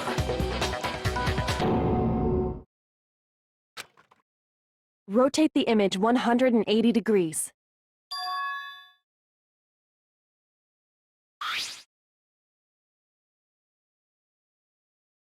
Oh my god. Now I see. She wrote down the killer's name. Huh? You just shot past the clue part and right onto who did it. So, whose name did she write?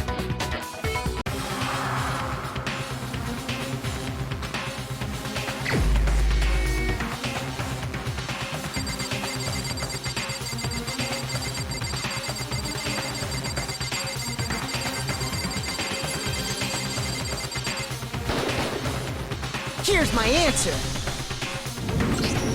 The key to solving this mystery was simply to rotate the writing 180 degrees. If you turn the message around, it becomes the letters L-E-O-N. L-E-O-N. Or more accurately, Leon. What the hell are you talking about? It's just a coincidence. It's just a bunch of random squiggles that happen to look like my name. No, it's not random at all. She wrote that message on the wall behind her as she was leaning up against it. In that position, she couldn't move to write normally, and had to write upside down, as it were. And as a result, when you look at it standing in front of her, it ends up getting flipped. Try it for yourself if you want. Write something sitting like her, and the letters will be inverted. That sounds like one hell of a stretch to me. I'm the killer? You can't just go and say shit like that. If you're not the killer, then why did you try to destroy the evidence? Huh? You know what I'm talking about, right, Makoto? The evidence Leon tried to get rid of?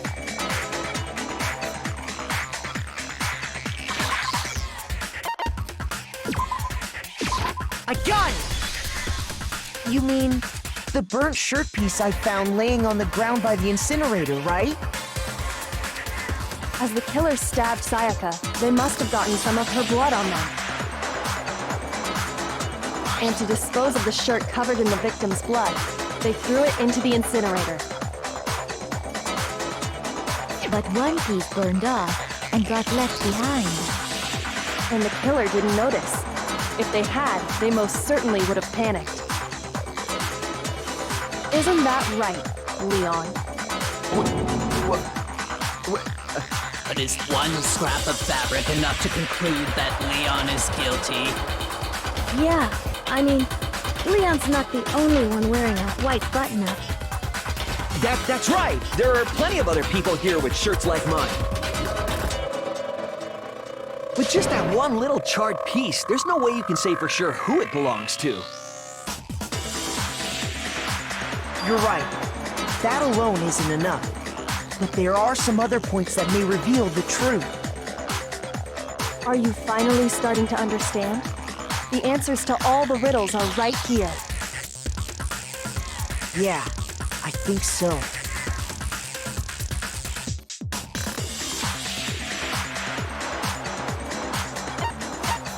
I got it! If you look closely at how the shirt was disposed of, we should be able to figure out who the killer is. Oh yeah, that's a good point. I think I know what you're gonna say. You can't reach the incinerator without opening the gate in front of the trash room, right? And obviously, you wouldn't be able to hit the switch to turn it on either. You need the key to get in, and the one with the key was the person on cleaning duty. So the killer had to be whoever was in charge of taking care of the trash, right? Interesting.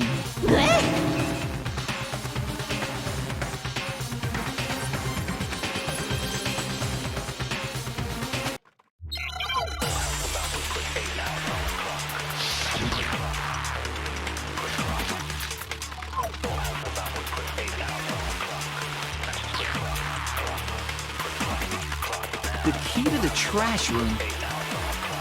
Whoever was on cleaning duty must have had it, right? So the only one who could get to the incinerator was the person in charge of the trash? And you'd have to get close to the incinerator. No, that's wrong.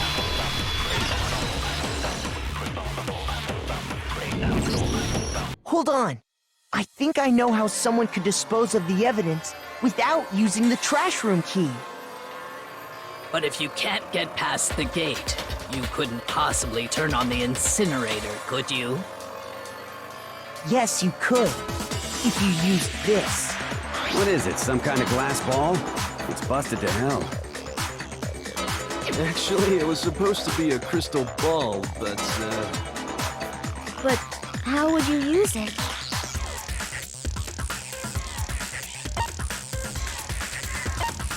I got it! The killer simply took aim at the incinerator switch and threw the ball through a gap in the gate. All they had to do was hit that switch, and the incinerator would come to life. Someone threw a gap in the gate? Remember what you said before, Hifumi?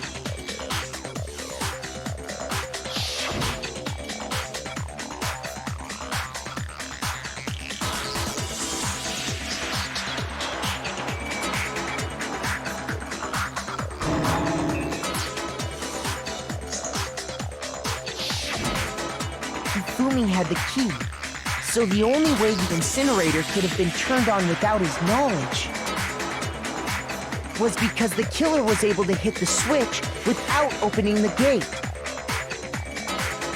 Once they got the incinerator going, all they had to do was ball up the shirt and toss it in. Hey, come on! What the hell is this? All you have to do is look at the scene to know that the killer never actually went inside the trash room. The shards of broken glass, the incinerator left running, the piece of shirt that escaped the fire. If the killer had been on cleaning duty, the evidence would have been taken care of much more thoroughly. Wait, no, just hold on. But the distance from the gate to the incinerator has to be at least 30 feet, right? The pinpoint accuracy you'd need to throw a glass ball that far and hit something that small. Could someone really do that? That's right! There's no way! It'd be impossible! Difficult, absolutely. Impossible? I don't think so. Because the killer is...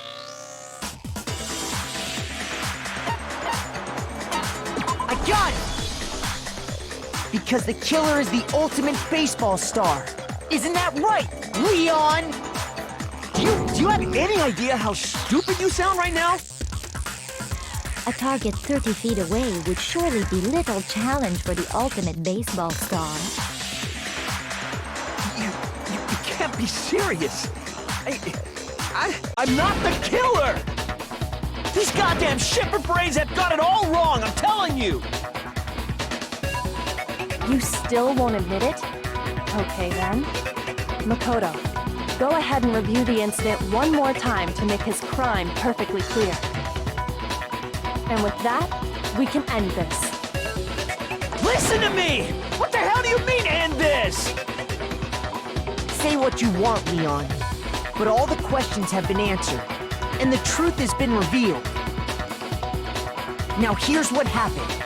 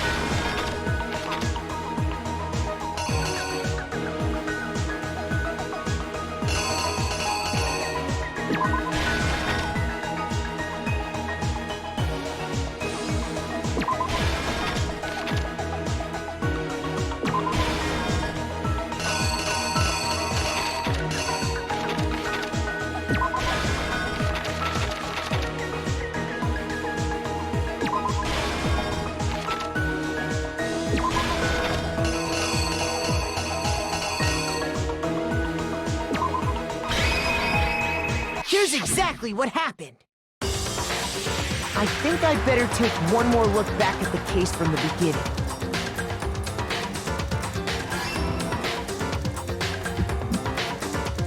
Last night, the killer went to the room Sayaka was in. In other words, my room. From what we can tell, Sayaka invited that person there intending to kill them. She attacked them with the knife she'd taken from the kitchen earlier.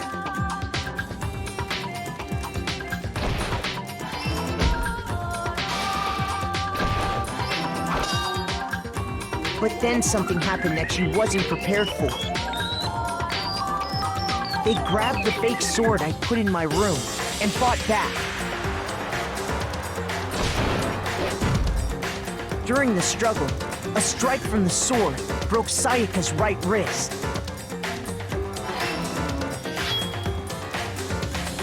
And that's when she lost her grip on the kitchen knife. Finding herself cornered, Sayaka panicked and ran into the bathroom. The killer went after her, but couldn't get the bathroom door open. What they didn't know was that my bathroom door got stuck easily, and there was a trick to opening it. Sayaka knew about that because I told her, but of course the killer had no way of knowing.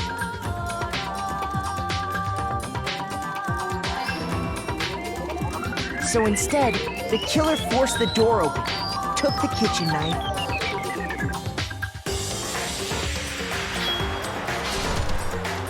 and stabbed Sayaka.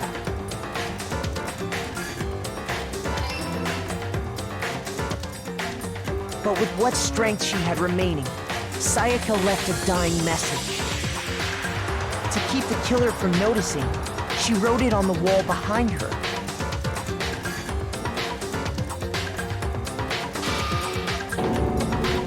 And with that, all her strength was gone. With Sayaka dead, the killer quickly began destroying the evidence. First, they took off their shirt, which was covered in their victim's blood.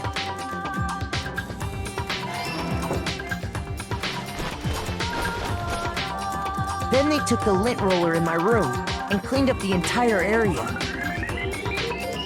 They wanted to make sure they got rid of any trace they'd ever been there.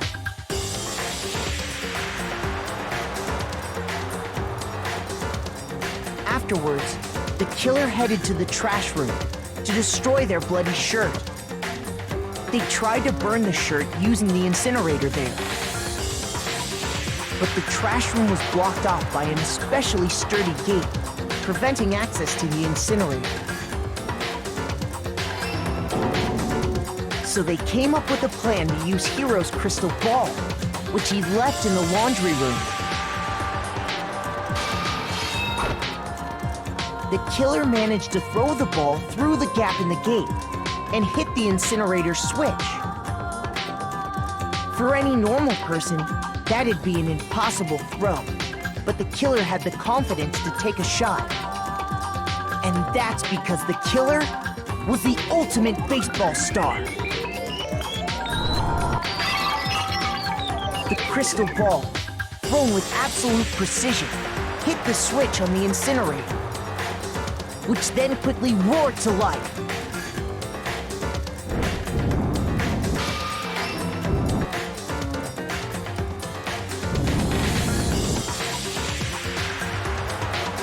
Having destroyed the final piece of evidence, they left the area with, I imagine, a sigh of relief.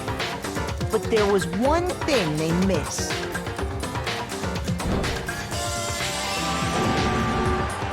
Part of the shirt they'd thrown into the fire burnt away and fell out of the incinerator. The killer didn't notice this, and so left behind a piece of indisputable evidence.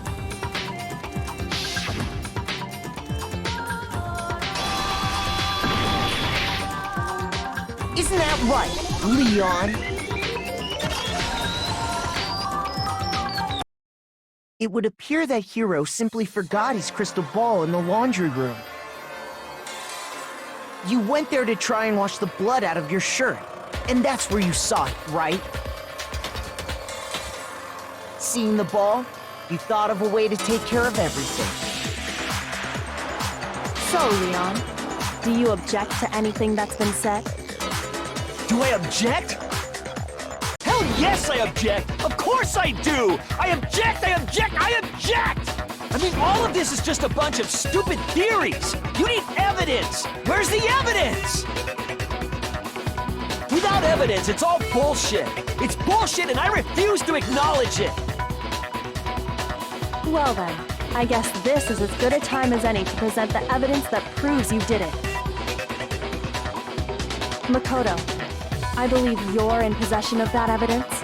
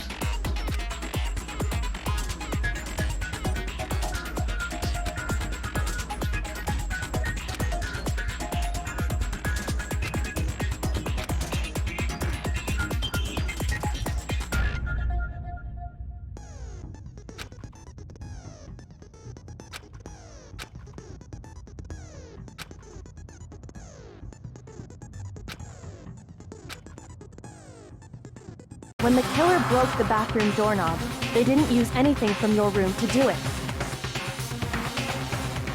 So what did the killer use?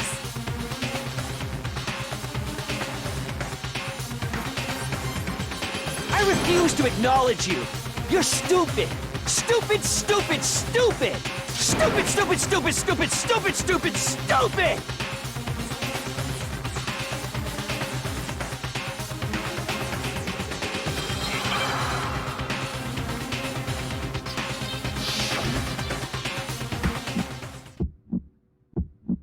Where's your proof? You kidding me? Not a chance! It wasn't me! Stupid! You lie! Shut up! Where's your proof? You kidding me? Not a chance! You lie! Where's your proof? You kidding me? Not a chance! It wasn't me! Stupid! You lie! Shut up! Where's your proof? You kidding me? Not a chance! You lie! Where's your proof? This should prove it.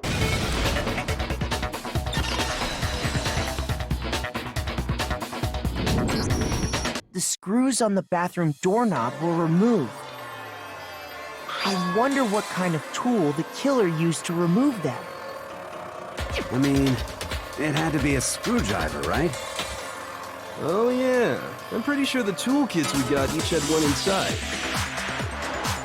That must be what he used. There aren't any other tools anywhere. But the toolkit in my room had clearly never been used. That's because the culprit didn't know it was your room. They thought they were in Sayaka's room. Only the boys got toolkits, so the killer naturally assumed there wouldn't be one in there. Okay, then whose toolkit did the killer use? Stupid, stupid, stupid! It had to be their very own toolkit. Stupid, stupid, stupid, stupid, stupid! Leon, would you mind showing us your toolkit?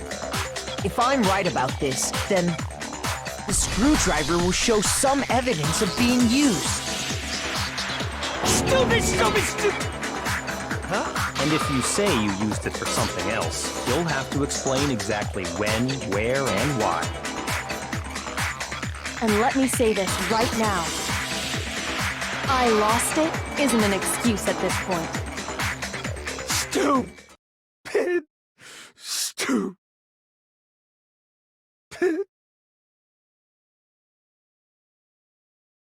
So, you have no rebuttal? Then it would seem we are finished here.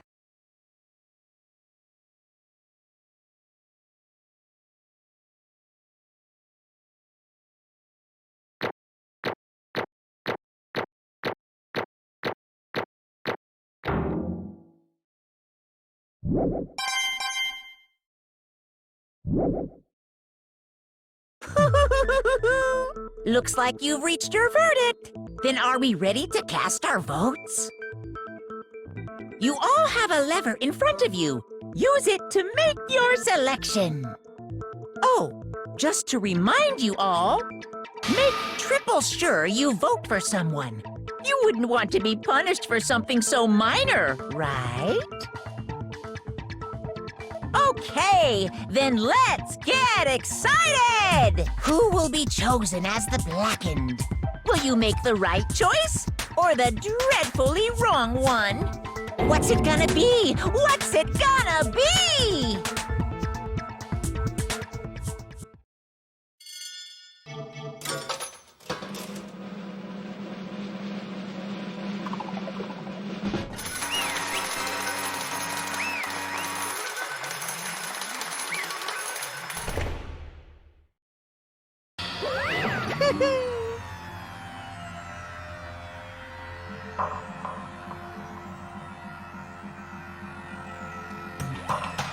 Yahoo!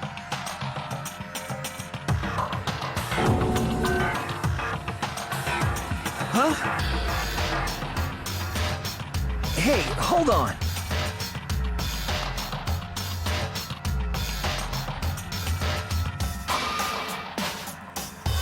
But... You son of a bitch! I didn't have a choice. So, that's why... None of you are any different!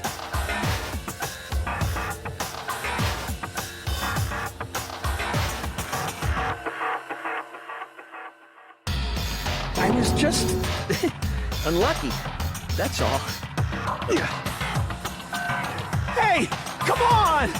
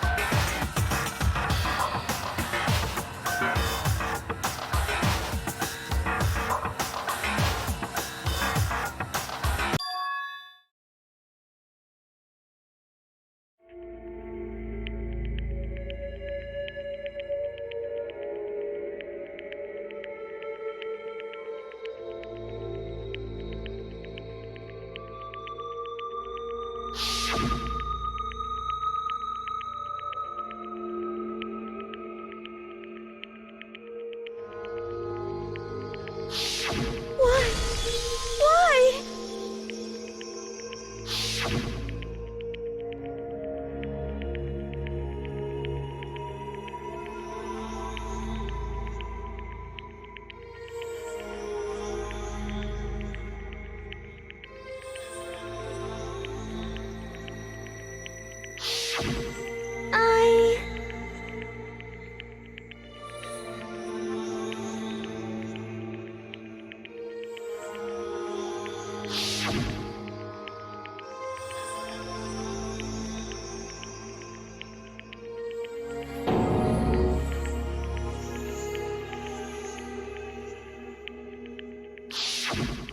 No matter what happens, please always be there for me. I need you on my side.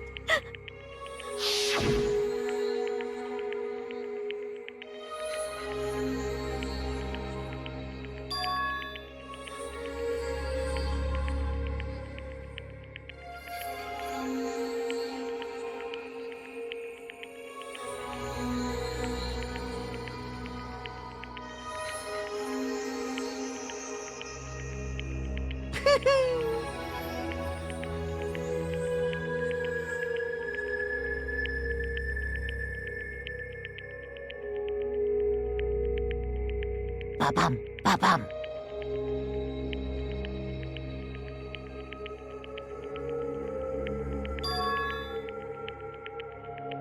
Phew!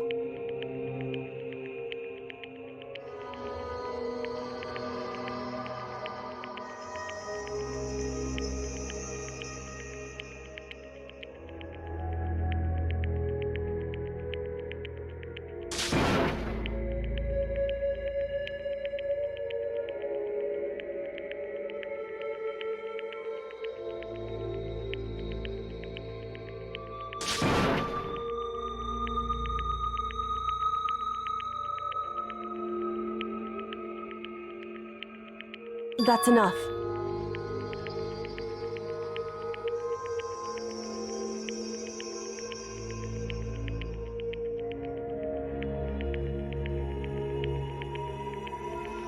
Calm down.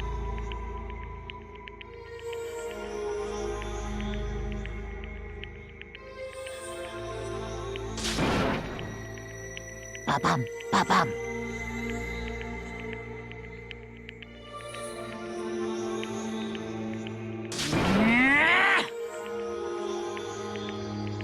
Yes, indeed.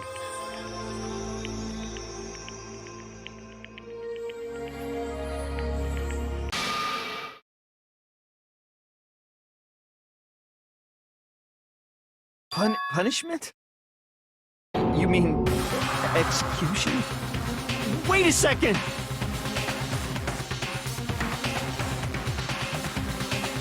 Yeah, that's it.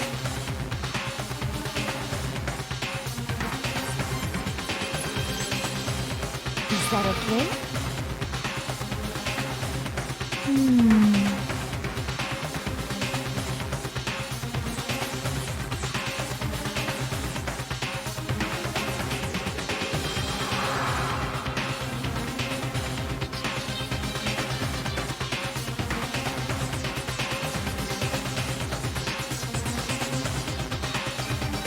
Do you understand?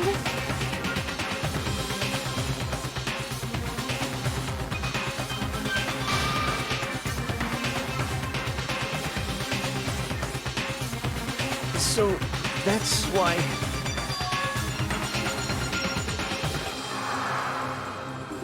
Oh,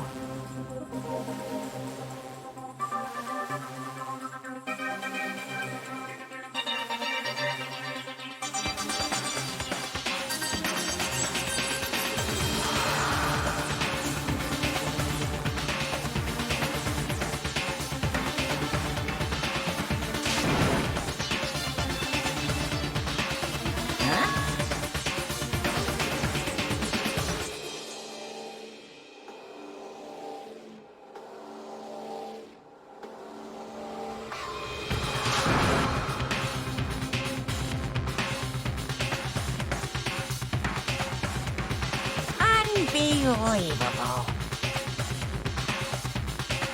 Hey,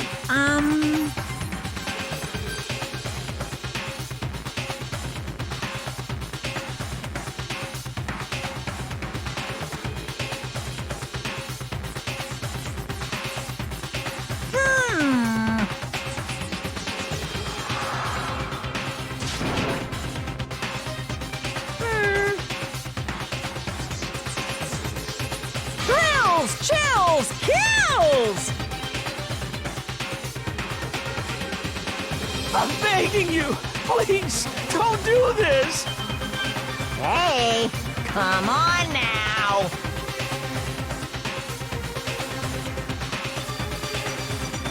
Stop, please! Now then, I've prepared a very special punishment. No, no, no, no, no, no! Let's give it everything we've got. It's punishment time! No!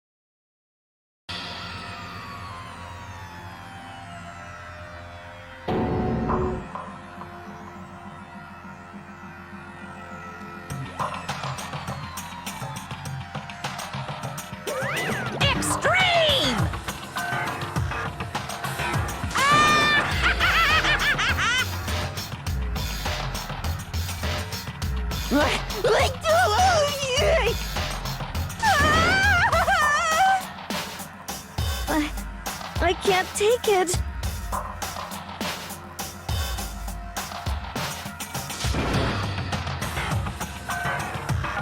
Well?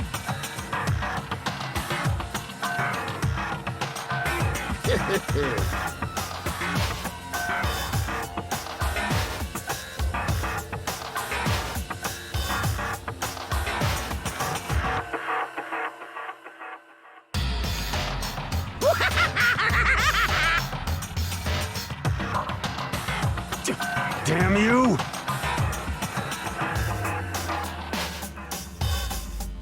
What the heck?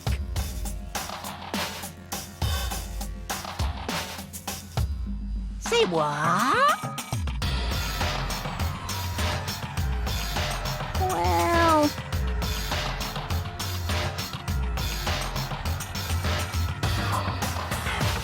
Hey,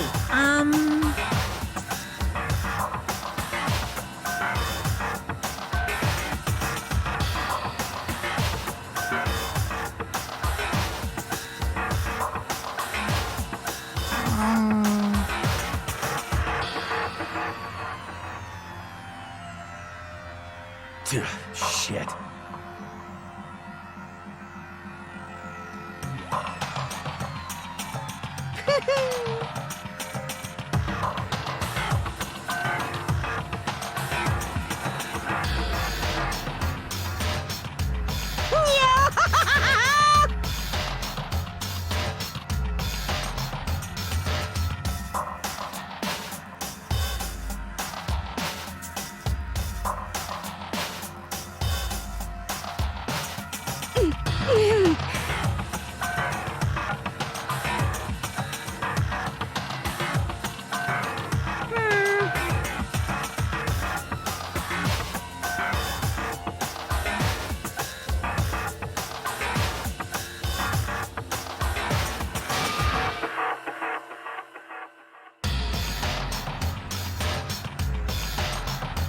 What does this mean?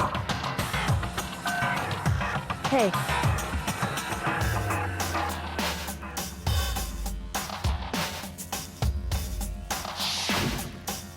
thrills, chills, kills!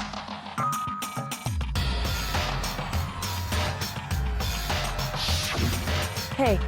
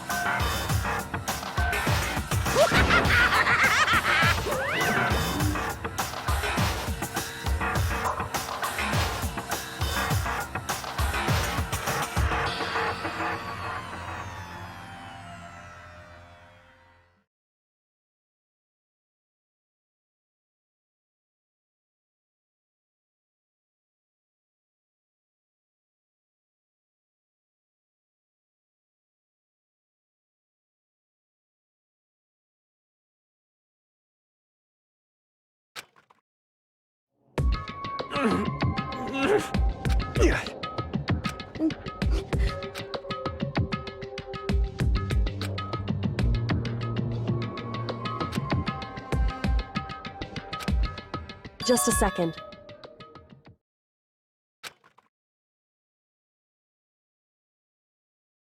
Makoto.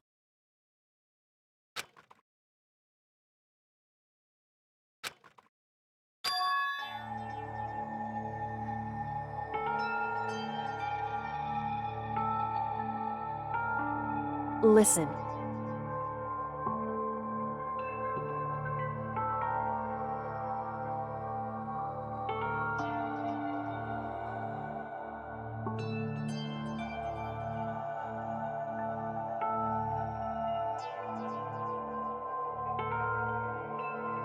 It's true.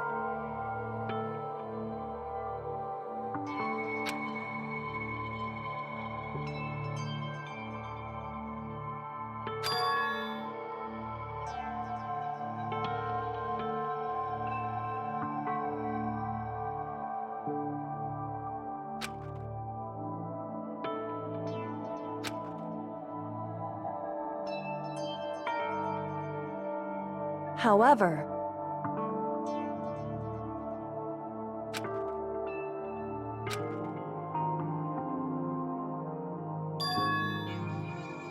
So...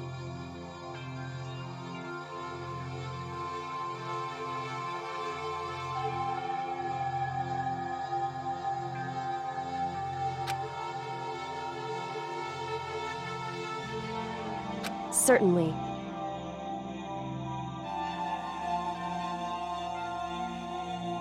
Anyway...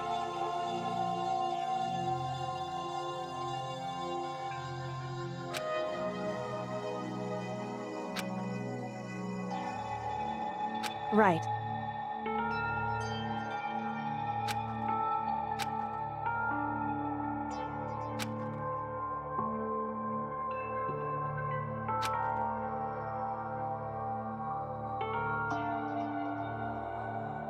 Correct.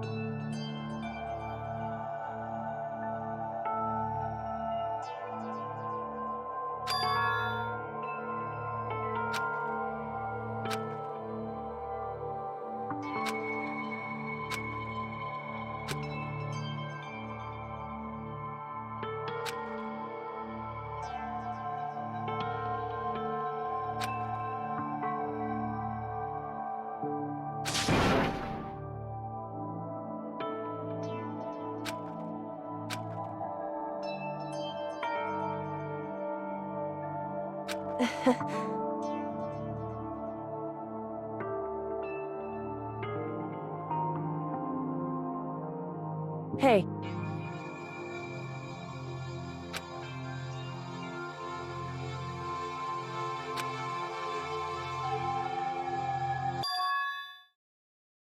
What?